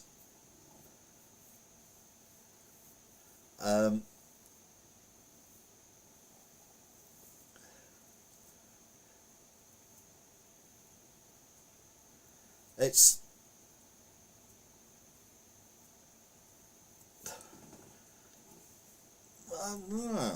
I wouldn't go that way, Rongan. I wouldn't say that. But yeah, I mean, justice is a weird thing, isn't it? You know, you think people have been let off for stuff like this, and then, you know, other people get slammed up for something, and you're like, whoa, hang on a minute, slap on the wrist. Is it because she's American? If that had been, I mean, it wouldn't have happened if it had been a British person, because if you were driving on that side of the road and had a head-on crash, you'd have the bucket thrown at you. But surely, I mean, since then they put arrows on the road outside the army base, and I imagine they've done it to other American army bases around the country as well. Big arrows, like you have when you come to a junction, point in the direction of traffic, so that when you come out of there, if you see the arrow facing the wrong way, you know you're on the wrong side of the road. But you shouldn't need that. If you're intelligent enough to be working in an army base abroad, then surely to God you should be intelligent enough to know what country you're in and where to drive. And I can't believe that that is an excuse. and to get away with it.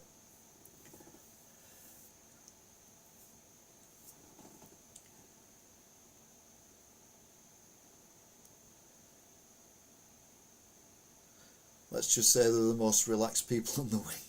Okay. Again, this is a tricky one. Hero or villain? The last of the surviving actual dam busters passed away this week. Johnny Johnson was 101, which for anyone is a good age, but for a man is a ridiculously good age, and he seemed to have all his faculties as well, pretty much right to the end, which is even more amazing.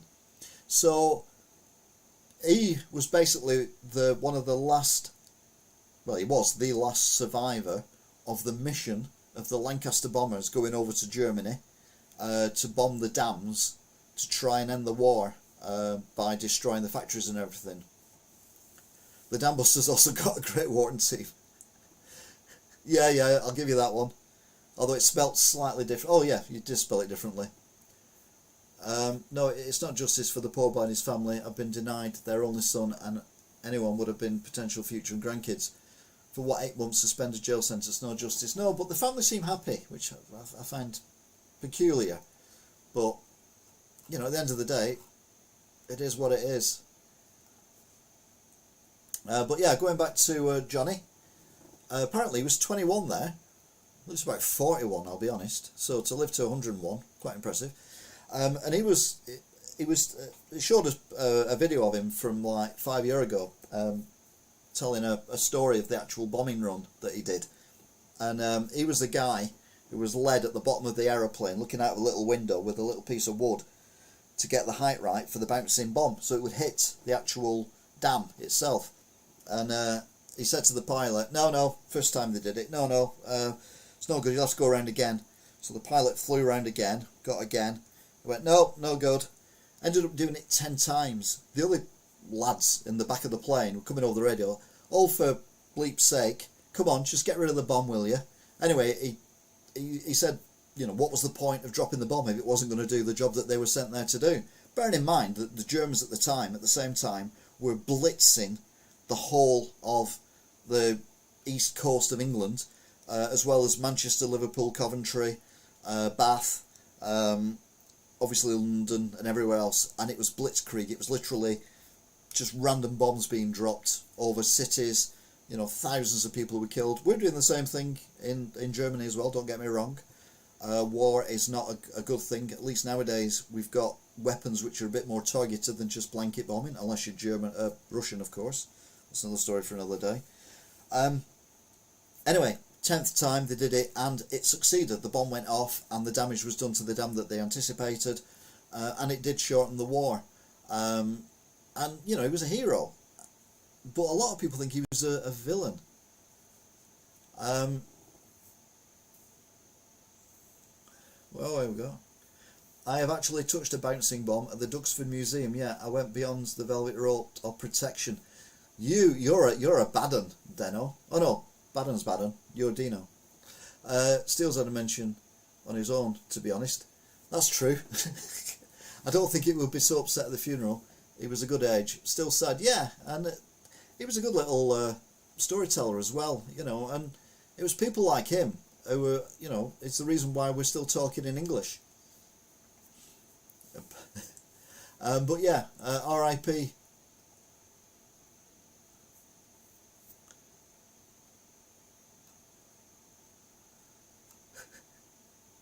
Of course we're doing USA. We have been going on a bit though, I'll be honest. We'll stick through the next few bits as quick as we can. The bankers in London who've been so punished, in their opinion, of having a lot of their restrictions lifted for bonuses and everything by our new Jeremy Hunt, Chancellor of the Exchequer, basically saying that in order to get the money back into Britain and to get people investing in Britain, we need the bankers to earn more money, which will increase more money coming in, and blah blah blah. Interesting concept. We'll see how it goes. Meanwhile, Wharton, but not that one, is where they're making the, what's it called?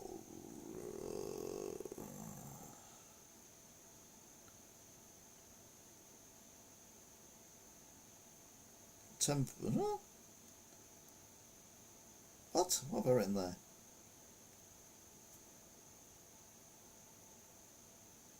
Anyway, the new plane. It's going to be built, and it's got money coming from Japan as well, which I don't have a problem with. And it's secured thousands of jobs in the northwest. So yeah, that's good news. I've still got to just for that door plate. Bloody hell. Matt Hancock, he of the Jungle, has reportedly said he's not going to do any more reality TV, and he is going to not stand as an MP at the next election. Yeah. Meanwhile, at Westminster, the pollsters have been out on strike, saying that they want more money. But like I said before, who sends letters these days? Who even sends cards these days? You might give cards out to people at work, people at school, college, friends and relatives who you see. But when was the last time you put a letter, a postcard, a Christmas card or a birthday card, and sent it? Just don't do it anymore. By Hancock, you won't be missed. I don't think we've seen the last of Hancock, I'll be honest, Alex. And then cute animal alert. This is a baby tapir born at Chester Zoo this week, or recently anyway. We have to have a cute animal, because if we don't have a cute animal, well, Angela gets upset. So we've got this tapir thing. Look at it, it's beautiful, isn't it? And cute. It's halfway between a rhino and a anteater, apparently. I mean, how the hell them two got together, I've no idea. But it's cute though, isn't it? It's cute. Okay, it's not a monkey and it's not a cat, but it's still cute. Oh, look at it. Oh, it's lovely. I love it. I love it. I have two, as my family live in Scotland. Okay, fair enough. But how many decenter friends and things like that? Just don't happen these days, does it? Anyway, we've ended on he will have some sort of leg disorder. Not so cute. Oh, I think that's really cute. Oh. Okay then. Meanwhile, in America, la la la la la America, do, do. America, don't feed kids your batteries in. Anywhere, to be fair, not just America. Monkey wins. Yeah, monkey's still the cutest. I'll go with that. I'll go with that. I will go with that. I'll give you that one. So, what's been going on in America? Well, you'll be pleased to hear that someone has not been found guilty of indecent behaviour. Kevin Spacey has been found not guilty, which I must admit surprised me somewhat. But his accuser must now fork out over $39,000 to the actor, which I think, yeah, is a lot of money for someone who hasn't got any money. Experts slam potential LA County mask mandate over COVID fears. COVID hasn't gone anywhere, it's still here, yes, we know that. Some experts on last Friday, slammed public health officials in Los Angeles County for saying the county will likely reinstate a local indoor mask mandate thanks to COVID. Now, weirdly, I think we should have an indoor mask mandate on buses and in small areas. For example, a small shop or an office or something like that. Not because I'm frightened of COVID anymore, although we should be aware of it, but because obviously we've got this strep A going around for the kids, but also a lot of flu and things like that. And last year, when we had masks on, and the year before when we had masks on, there was hardly any flu or no COVID to speak of.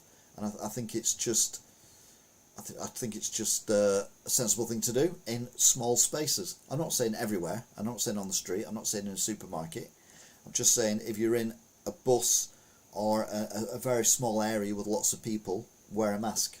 It might save someone's life. You don't know. But anyway, people have been slammed for it in America for even suggesting it. How dare they? A USA woman was killed when a rogue wave struck an Antarctic cruise ship. Now, this is a Viking cruise ship, which are advertised heavily on daytime TV.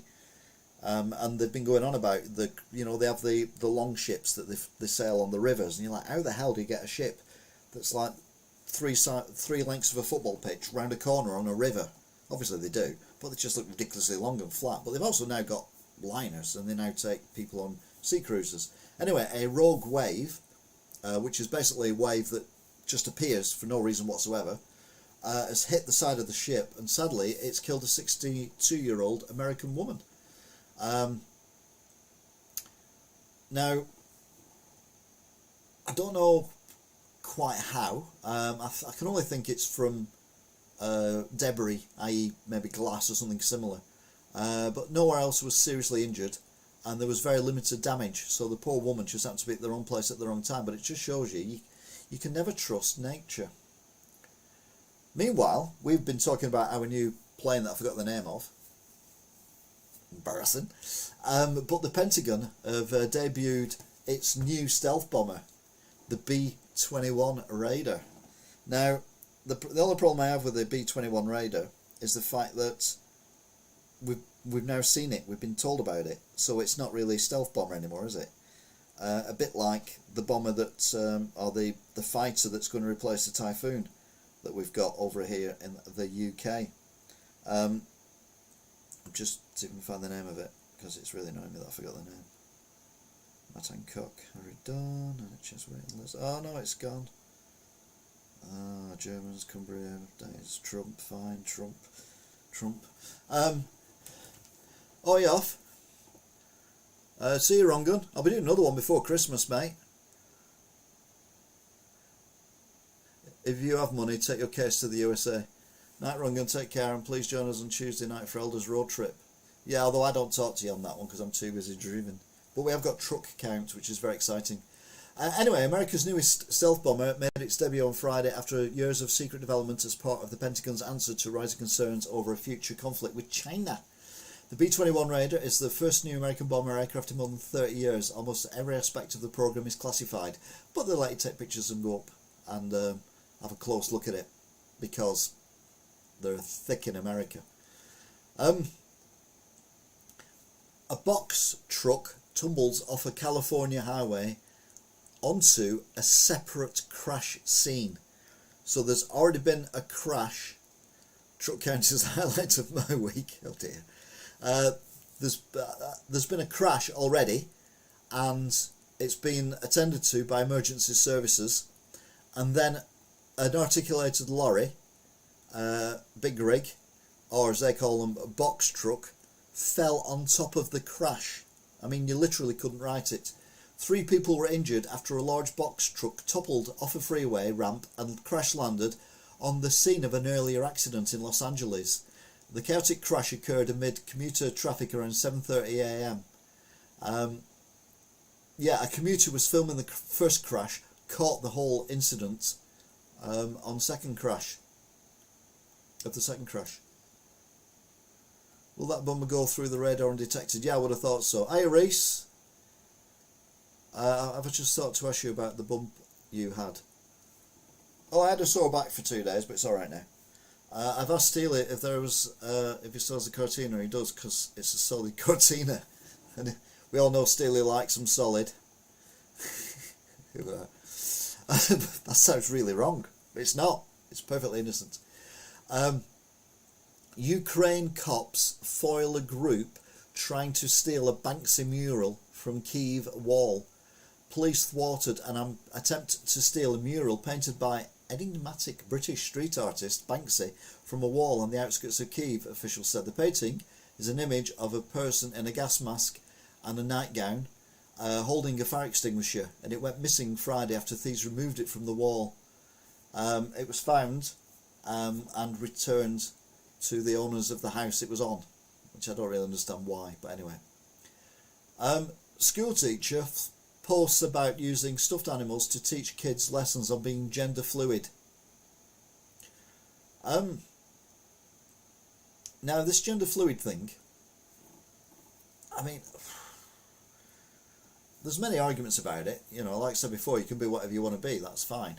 But I don't think teaching children that you need to explain it with stuffed animals is necessarily the way forward. Anyway, a California teacher posted on social media about using gender fluid stuffed animal to teach children how to use the proper pronouns. The TikTok user, Sky Tooley, is a teacher at Saturn Street Elementary and identifies as a trans demi-boy non-binary. That's enough BS for one night, isn't it? Oh dear God, and these people are allowed to teach people? Oh. Russia gets a bit upset. Who knew? Because the world's not being fair to them. Oh, poor Russia. Russia threatens to cut off oil after rejecting the price cap from the Westerns, which I was talking about earlier on, which was a long while ago now. God, been going for nearly 2 hours. Unbelievable, Jeff.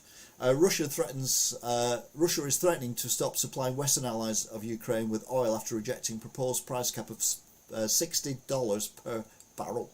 Kremlin spokesman said that Russia will need more time to formally respond, but will not be accepting the price ceiling agreed upon on Friday by the USA, Japan, Canada, Britain, Australia and the European Union.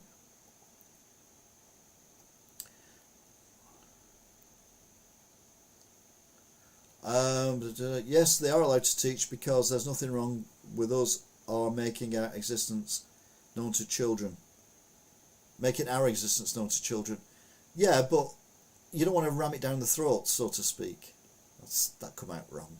That come out wrong. Oh God, digging a hole. Top of the pops. But this has been posted in America, and I didn't know this until I read this. The BBC have cancelled Christmas Day Top of the Pops after nearly 60 years. The BBC has decided to cancel its iconic Christmas Day Top of the Pops. The programme featured musical performances by homegrown musical talent like the Beatles, not recently, Elton John and the Spice Girls, and international stars like Madonna, Beyonce and Myra Carey. But yeah, it's been scrapped. It's gone. We're not shoving it down throats, we're making sure we aren't erased. Well, no one's erasing anyone. And because something isn't being told to someone when they're 3, is not erasing them. That's all I'm saying. Like I said earlier, you can be who you want, when you want, however you want. Not a problem. But I think we need to let children have as much just not stressing out about things as we can without putting pressure on them of deciding what they are when they're not actually old enough to understand what they are. They're still learning about even eating and talking and stuff like that. Now this is a weird one. Spam figgy pudding is sold out in America. I've never even heard of spam figgy pudding. It features flavour, spice and everything nice.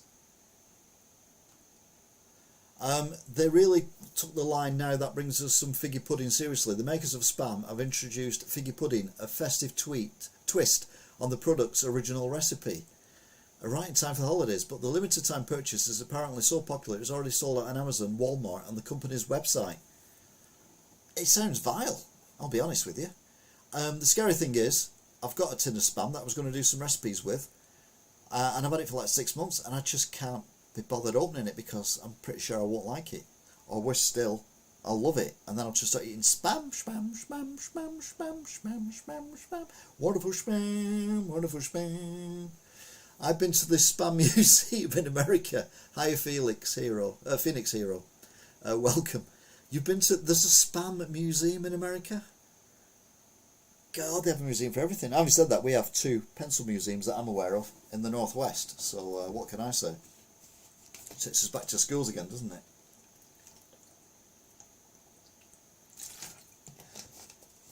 Spam, spam, spam, spam, spam, spam, spam, spam. Yep, it's a real thing. No, that's Pepsi. Is a real thing. You're getting your things mixed up. You went to the Pepsi museum but thought it was the spam museum, didn't you? Because they spammed you with loads of stuff on your phone because you're in the Pepsi museum. Yeah, I'm losing the will to live here. 82-year-old woman was arrested for not paying a $77 trash bill. She was left in tears after being handcuffed, arrested and thrown in jail for failing to pay a $77.80 trash bill.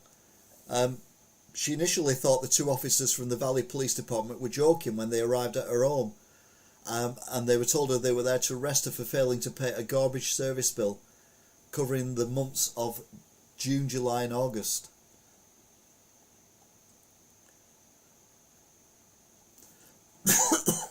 It's walk around with a gun, but if you don't pay your trash bill, you're getting slammed up. Right. Stealing is not a good thing. You shouldn't do it. Blah, blah, blah. But if you're going to do it, and you need to do it, don't do it like this woman did. A Florida woman was busted after trying to steal from a Walmart whilst that said Walmart was having a shop with a cop event on. It's a man. A Florida man found himself in handcuffs after allegedly trying to steal items from a Walmart where dozens of police officers were holding an event. The man, the county sheriff's office referred to as Brad, not his real name, but it probably is. Where was it? I don't know where it was. Said Brad was arrested at a St. Cloud Walmart after trying to steal items. At the same time, about 40 deputies were inside as part of a shop with a cop event. And then the TV channel that reported it said, "Seriously, we can't just make this up." I have photos. Oh, you sound like you're bribing me now. Pepsi and milk combined is called Spilk. It's high on YouTube videos and TikTok. Not that I bother with TikTok. To be fair, Pepsi gives me migraines and milk makes me vomit, so I don't think I'll be trying that one. Meanwhile, Johnny Depp and Amber Heard, it's carrying on. We thought it was all over. No, it's not. Amber Heard has appealed for a new trial in the Johnny Depp defamation case. Amber Heard is seeking a new defamation trial against her ex-husband Johnny Depp, claiming the bombshell court battle she lost was stacked against her. The 36-year-old Aquaman actress filed her appeal earlier this month, arguing the exclusion of therapy notes which she reported being abused resulted in an unfair trial. Was that mean we're going to get Wagatha Christie back as well? God, I hope not. Now, this was before it was released. Obviously, we discussed at length Harry and Meghan. Harry and Meghan's Netflix series to be critical of royals and the British public as well in general. Prince Harry, this is before it come out, Prince Harry and Meghan Markle's much anticipated Netflix series, which will be released on Thursday, expected to be highly critical of the royal family, even the British public. Before the couple's bombshell interview with Oprah Winfrey, which was an absolute... oh, yeah. The Duke of Sussex told a friend to expect the interview to be quite shocking, adding, "These Brits need to learn a lesson," he's reportedly said. Now, can you imagine Prince Harry saying, "These Brits"? Yeah, probably. This is reported via America, but not on the channel that I normally use. More than 40,000 people remain without electricity in North Carolina after 2 power substations were damaged by gunfire. Now, you think this would be happening in like Ukraine or something like that, but no. North Carolina, there were some people have thought it would be fun to shoot at electrical substations, just because. Bob McGrath, an original Sesame Street cast member, has died at the age of 90. One of the original cast members of Sesame Street has died at the age of 90, his family said. Our father, Bob McGrath, passed away today, the family posted on Facebook. He died peacefully at home surrounded by his family. McGrath was one of the Illinois natives, was one of the 4 first cast members hired to launch the iconic children's show in 1969.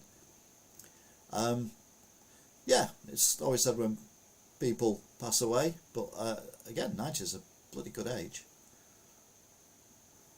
Ukrainians hid orphan children from Russian deportation. In Kyrgyzstan, Kherson, hours after Russia invaded Ukraine in February, health staff at a children's hospital in the south started secretly planning how to save the babies. Russians were suspected of seizing orphan children and sending them to Russia, so staff at the Children's Regional Hospital in Kherson city began fabricating orphans' medical records to make it appear like they were too ill to move. So kind of hidden in plain sight. I've still got a Wharton Trophy from 10 years old though. From when you were 10 years old, or from 10 years ago old? Old. There's been quite a few volcanoes erupting. Indonesia has had an eruption on the most densely populated island, which is the 3rd eruption in 2 weeks. A volcano on Indonesia's most densely populated islands erupted on Sunday, about a year after its last burst killed more than 50 people. It's the highest volcano in the country at 12,060 feet, and it began oozing hot lava and sending gas clouds into the sky after monsoon rains eroded the lava domes. When I was 10, I can show you, Elder, Wharton final got a trophy. I probably took a picture of it then, to be fair. Oh no, it might have been in a commentary box, but I don't know. But yeah, volcanoes erupted, and no one's really put these 3 things together yet, but anyway, we'll see. Paul Pelosi attends Kennedy Center Honours in first appearance since hammer attack. Nancy Pelosi's husband, who was viciously attacked in his own home by a hammer-wielding madman, has made a good enough recovery to appear in public, which is good. Here's the image of Harry and Meghan being stalked by paparazzi in the new Netflix film, but it was really Harry Potter premiere. Yeah, it's like you say, it's very rare that the camera lies, but you can interpret what the camera has actually shown you differently. And these days, let's be honest, you can make a camera do anything. So yeah, the camera does lie, but not in that case. It's just that what they said it wasn't what it was. What? Yeah. Over 40,000 in dark. That was after the power substations again. And a state of emergency was declared as well, because obviously people need power, and more so with it being winter as well. But why would you disrupt power substations anywhere in the world? I mean, we know why Putin does it, because he's a baby, but I don't understand why we do it. Again, not reported in the UK, but we've had monkeypox, which is now called Mpox, because it's politically correct to call it that. Squirrelpox, a fatal case has been confirmed in North Wales. Yeah, basically, we've got bird flu and everything, but now we've got squirrelpox as well. And then we've got strep A, and we've got everything else going on. So yeah, the viruses are fighting back, aren't they? And not just for humans. Tampa police chief resigns after trying to wiggle out of a golf cart ticket. And I'm like, what? Who gets a ticket for being in a golf cart? And it was the Tampa's police chief who resigned in disgrace, weeks after she tried to use her influence to escape a ticket when her husband was pulled over in an unregistered golf cart. Mary Connor submitted her resignation effective immediately on Monday after Internal Affairs found she violated departmental policies when she flashed her badge at a Pinellas County deputy.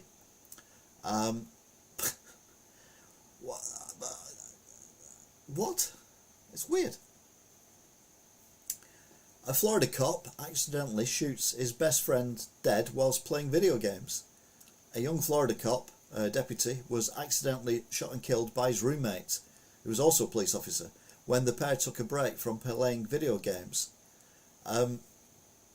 He accidentally fired a round at his colleague, and then rang to say he needed urgent help, but his colleague died. The Manhattan Transport Authority looked to redesign subway turnstiles to crack down on rampant fare beating. The MTA wants to redesign subway turnstiles and emergency exit gates to stop the superhighway deadbeats. It's to crack down on fare evasions. And yeah, if everyone else is paying, then why should they get away with it, I suppose, unless they've got a valid reason to not pay to get on the subway. Maybe not. 1,200 Iranian students were poisoned ahead of a mass protest, allegedly. A group of 1,200 university students in Iran were struck down by food poisoning the night before a wave of anti-regime protests were set to be held throughout the country. Students at various universities experienced vomiting, severe body aches and hallucinations, the National Student Union claimed on Thursday. At least 4 other universities reported similar outbreaks, but it's not necessarily a coincidence. No, it's a coincidence, and anyone who thinks otherwise is wrong. Indonesia approves criminal code banning sex outside of marriage. On Tuesday, Indonesia's parliament, I mean, we're talking about earlier on about protecting people's rights and everything. It's now a new criminal code banning sex outside marriage, which carries a punishment of up to 1 year in jail. The new code, passed with support from all political parties, also prohibits cohabitation between unmarried couples. The code will apply to Indonesians and foreigners and comes despite concerns the law could keep tourists away and harm investments. How do you show me a picture? I believe you. Plus, how would I know it was you anyway? You can show me a picture. That's what you're saying. A woman allegedly dumps £50 of feces at a police station. Now that's impressive. Someone's on this Texas woman's crap list. Mindy Jeanette Stevens, 46, the wife of an assistant fire chief, allegedly dumped about £50 of human excrement in front of the Electra Police Department last week. A police officer noticed a person making suspicious deposit in front of the station. He went outside to see what was going on and discovered £50. What did she have to eat beforehand is my question. I mean, crikey. That doesn't... So, now everyone's going on about interest rates in the UK and how everything's terrible as well, and I keep saying it's all over the ACAB. The Bank of Canada is expected to hike its benchmark overnight rate to its highest level in 14 years as it seeks to tame inflation. So yeah, it's all over the world that inflation is rampant, prices are going up, interest rates are going up, you know, and people think, oh, it's just Britain, oh, it's Brexit, and it's the whole world. Parents lose custody. Some good news from New Zealand. Parents lose custody of sick baby after refusing blood from vaccinated donor. The New Zealand parents who refused to allow blood transfusions for their sick 4-month-old child, unless it came from donors unvaccinated against COVID-19, have been temporarily stripped of medical custody of the baby. And rightly so as well, because 4-month-old baby need it. They don't do blood transfusions, you know, lightly on 4-month-old babies. Tiger King. Congress passes a Tiger King bill banning private big cat ownership, and about time too. The only problem is, someone's taking credit for this. Another win for Carol Baskin. I mean, she's as mad as he is. The main antagonist of Netflix Tiger King's Joe Exotic prevailed again over a locked-up nemesis with congressional passage of legislation banning private ownership of tigers, lions and other big cats. I mean, I don't agree with it at all. I don't think anyone should keep an animal like that in a cage in your garden. No matter how big your garden is, it's just cruel. And I'm not a big fan of them doing it in zoos either. But in zoos, you know, at least they're properly looked after, and they've got stimulants and a number of. They're not a toy, basically. So yeah. Here's a shocker. Alex Jones. Even Alex Jones was disgusted by Kanye West's homoerotic Hitler fetish. I don't even know what that means. Even conspiracy theorist Alex Jones is disgusted by Kanye West's vile declarations of love for the Nazis. Admitted he was shocked by his homoerotic Adolf Hitler fetish. The InfoWars host, recently ordered to pay nearly $1.5 billion for calling Sandy Hook massacre a hoax, says he feels like he was sucked into a giant publicity stunt when the gimp mask wearing rapper appeared on his show. I think both of them need putting in a big box and shaking up a bit. Ukrainian President Zelensky is named Time Person of the Year. The Time magazine announced on Wednesday morning Zelensky, 44, shot to international recognition upon Russia's invasion of Ukraine. Almost 10 months later, he remains a symbol of the nation's stoicism and spirit in the face of incursion. The historic Time honour, first awarded to aviator Charles Lindbergh in 1927. You know you've got an extremely white ring when even Alex Jones is disgusted. Exactly, Alex. It's like, what the hell? What the hell? So yeah, if he's upset, then Christ almighty. Again, this is before the show came out. We've discussed this at length already. Harry and Meghan grilled on whether they're putting money before family with Netflix series. That's even in America. They were being questioned about that. Are you just after the cash before, you know, your bigger families and your personal family as well? But people have got to live the life how they choose, I suppose.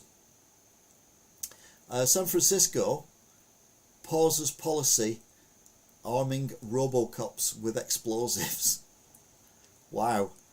Now remember a few weeks ago we were talking about robots being armed with guns in order to be able to shoot people without putting cops in line of fire. Basically a bit like the bomb disposal units that you've seen on various different things. Well, this is a police robot. They won't be allowed to use deadly force just yet, and they're not going to be allowed to use explosives either. I mean, what could possibly go wrong? I'll give you a go. Trump teams finds more classified material in Florida storage unit. Lawyers hired by former President Donald Trump have found at least 2 documents marked as classified while searching a storage facility in West Palm Beach, and handed the materials to the FBI. I mean, how much stuff has he got snaffled away in various different places? And how is he even being considered to be standing for president again? I mean, it just never ends, does it? Trump poses with QAnon conspiracy theorist at Mar-a-Lago event. Former President Donald Trump posed for a photo with a prominent QAnon and Plazagate conspiracy theorist at an event hosted at his Mar-a-Lago club on Tuesday. The 76-year-old former president was photographed with Liz Crokin, a far-right figure featured in the HBO documentaries Q in the Storm. Yeah, he's got no common sense, I think is... I'm being generous there. He's got a lot less than that, but anyway. New York Times journalists to strike on Thursday after contract negotiations fail. Scores of journalists and editors at the New York Times will be on strike Thursday, their union announced, which is... Oh no, we're the New York Post, we're okay. The historic 24-hour walkout, which reportedly begins at midnight Thursday, would be the first strike in its kind in the newspaper's history. So yeah, everywhere, everywhere striking. Everyone wants more, more, more, more. Biden says work continues on gun control, but senators signal legislation is unlikely to pass. President Biden on Wednesday told survivors and families affected by gun violence that work continues on a whole range of gun control measures. With only a few weeks left of Congress's lame duck session. The 80-year-old president's comments on the 10th annual National Vigil of all victims of gun violence was held at St. Mark's Episcopal Church in Washington, D.C. Wait to see. The gun lobby are far too powerful in America, it has to be said. Vacationing Chicago cop arrested for urinating in ice machine at a Florida bar. We've all done it. We've all had a wee something we shouldn't have done, haven't we? Well, if you're a blog, anyway. A Chicago cop vacationing in Florida was arrested after he allegedly urinated in an ice machine at a St. Petersburg bar. The reportedly foul-mouthed Windy City officer, Henry Capuch, was caught in the act by a worker at Jimmy's Beach Bar early Monday morning when the employee went to grab some ice. He allegedly spotted Capuch allegedly using the word peeing into the machine, but not peeing, if you get my drift. Just me then. Musk says Twitter blacklisting proves the inmates were running the asylum. Elon Musk has called the damning confirmation that the Twitter blacklisted conservative opinion proof that the inmates were running the asylum before his free speech overhaul. The second richest man in the world, added to the growing condemnation sparked on Tuesday by the release of part 2 of the Twitter files, detailing the $44 billion purchase. But yeah, he's saying now that Musk is the worst thing to ever happen to Twitter. Some might say Twitter's the worst thing to ever happen to Twitter. But yeah, Musk is definitely, although I've not really noticed too much yet, I'll be honest. Fire raged through a shopping mall in Moscow suburbs. Fire engulfed one of the largest shopping malls near Moscow on Friday, emergency services said, leading to the collapse of part of the structure, which complicated firefighters' attempts to douse the flames. The conflagration spread over an area of about 75,000 square feet at the mega shopping centre in Khmelnytskyi, near the Russian capital, authorities said. One person tragically died in the fire. They're now looking into the cause of the fire, and you can guess what they're going to say. They're going to say it was Ukraine, but I don't think Ukraine have got the power to actually aim for that, and I don't think they'd aim for a shopping centre. They're not Russian. Japanese billionaire Masayoshi picks K-pop star T.O.P. DJ Steve Aoki to join a SpaceX moon trip. The Japanese billionaire Yusaku, excuse my pronunciation, revealed on Friday that K-pop star T.O.P. and DJ Steve will be among the 8 crew members he plans to take on a trip around the moon as soon as next year, hitching a ride on one of Elon Musk's SpaceX rockets. He bought every seat on the maiden lunar voyage, which has been in the works since 2018, and it would follow his trip on a Soyuz spacecraft to the International Space Station a few years ago. Got too much money to burn, and would you actually want to go on a SpaceX spaceship that's not really done anything other than orbit Earth on its first orbit of the moon? I don't think so. Tragic story. Influencer Megan Netfix found dead, and she feared for her life. She's an online beauty influencer with more than 1.2 million followers on Instagram, and was found tragically dead under what local media and family members are labelling mysterious circumstances. Now, this is why I picked this up. Mysterious circumstances. Police say that she was discovered with a gunshot wound to her head. I mean, that's mysterious circumstances. no other information has been given, and it was in Johannesburg, South Africa. Hopefully, the police will come to the bottom of what happens. But yeah, just horrible, horrible, horrible, horrible. Experts warn New York City's new rat czar. The rats are going to win. Well, it's not a battle, but the rats are going to win. Doesn't matter where you are. There's rats. They're everywhere. I mean, they are literally. There's no doubt. Well, there might still be a rat in my house after the cat brought one in a few weeks ago, although I've not heard it or smelt it since, so I think it might have got out again.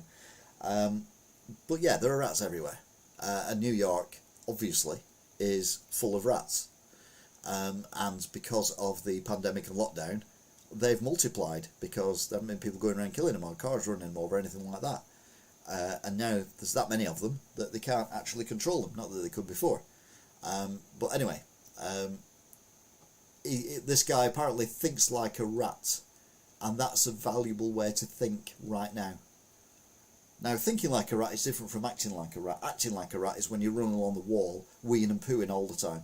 That's when you act like a rat. But thinking like a rat, that's something different. So the only rat I know that thought was Shredder.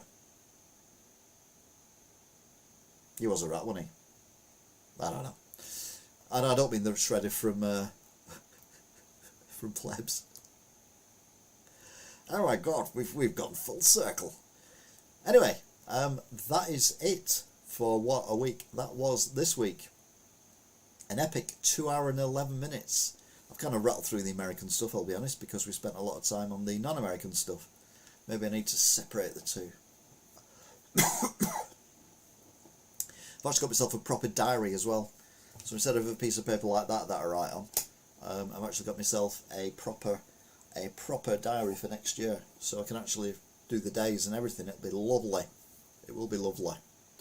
So I was going to leave you with an image of the taper, but the taper's not been loved, which I think is tragic. I'm actually upset by that. How can you not love a taper? Especially one with lovely marks like that.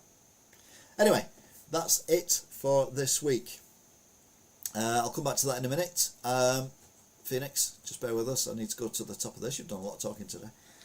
Big shout out to everyone who spoke today. So Deno, JT and Rachel, Rungan, who's gone, Annie, Angela O'Kane, Halex, we've had others as well. Who else have we had?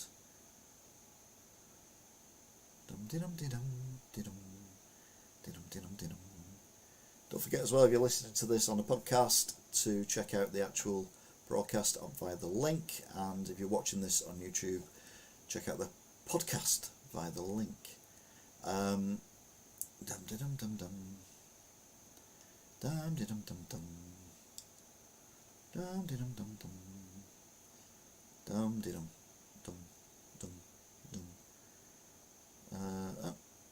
Wow, we've done a lot of talking today, guys. It's great. To be fair, that's why it took so long, because we've actually been doing what we're supposed to be doing, which is discussing things. Not always agreeing, but discussing things, because that's what it's all about.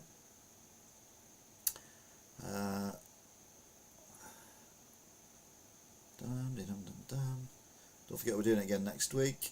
Reese, as well, you said something. Last thing you said was no worries. And then Phoenix Hero, who bobbed in as well. And I think that's your lot. Any shop news? I'm just getting peed off with the whole thing, is the news. It's been one of them. It's like, I'm ready to go. I'm ready to move in. I'm ready. I could open tomorrow. Well, I couldn't, but, you know. But they're just and ahhing, and it's just doing me nutting. It's just absolutely doing me head in. We're on the 9th, so we've got 15 days till Christmas Eve, and I'm still waiting for the lease, and the earliest I can get it would be Tuesday next week. So that's another 1, 2, 3, 4 days, and then it's got to go to solicitors and everything else, so it's not going to be before Christmas. So I'm like, what's the point of opening? I might as well hang on now till March. Fuming. I'm absolutely fuming. I am fuming. Anyway, thank you very much for watching and listening. and all being well, I will see you again next week. Don't forget, we do have various other broadcasts going on. I might be doing some gaming as well over the weekend.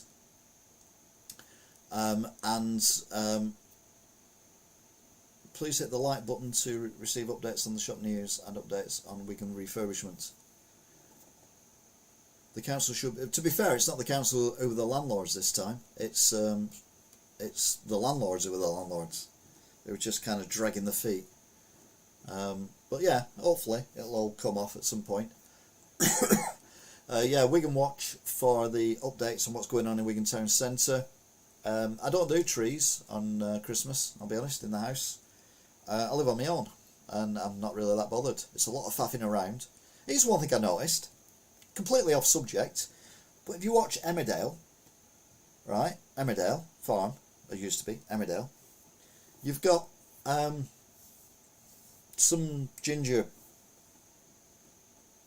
woman who's pregnant with some guy's baby, and her mum has buggered off and left her, and her new sister that she's just found out as a sister had buggered off and left her, so she's living on her house on her own, and she's all depressed, and she's trying to find out who Al was having an affair with. And then it goes back to her, someone walks into the house and she's got all the Christmas decorations up, and I'm like, why would she do that? She wouldn't bother with that. That would be pointless. You would not put your Christmas decorations up. And then you go to the farm where Moira and Cain live. Cain's in prison for killing Al, although he didn't. And Moira had legged it with the kid who killed Al and gone to Belfast, whatever, which left the guy who I think's the dad's of the girl who's pregnant's baby, who hasn't had it yet. I think he's the dad. And her son, who used to be the daughter back in the day, but his name was a son. So they're in the house, and they've got to work the farm and he works at the cafe thing where the adventure thing is and all that. And they've got Christmas decorations up as well. And I'm like, two blokes would not put Christmas decorations up. Got to keep it real. Keep it real. I live on my own. I don't put Christmas decorations up. Please put your gaming channel link in the channel as well, so I can put it on Tuesday nights, please, if you can, as people ask for it. Please put your gaming channel link. This is the gaming channel. That's why it's called the Elder Gamer. I don't watch TV. No. How's your mum doing? Yeah, as good as she's going to do. Unfortunately. Oh, that's great. How come whenever I'm ending a broadcast and I've been on for 2 hours and 15 minutes, I get more views than I've had for the entire broadcast? 2 hours and 20 minutes coming up to. And I've got 8 viewers. It's brilliant. I've run out of stuff to say and I need to go to the toilet because I've been sat here for 2 hours and 20 minutes. So join us earlier, subscribe, and then click the notification button, and then join us every Friday at round about 8 o'clock, and we look at the world's news in a light-hearted way, even though sometimes the news is serious. I put my opinion across, we then discuss my opinion and why you think it's wrong, or why you think it's right. We then decide that I shall be Prime Minister of Britain, or President of the world, and then we move on to American news, and we just take the mickey out of Americans. Anyway, that's it. 118 views this has had tonight. So thank you for watching, and I will see you again soon. Your channel is great, that's because I'm here. Rude. Stay safe, look after yourselves, and I will see you again next time. Until then, thanks for watching.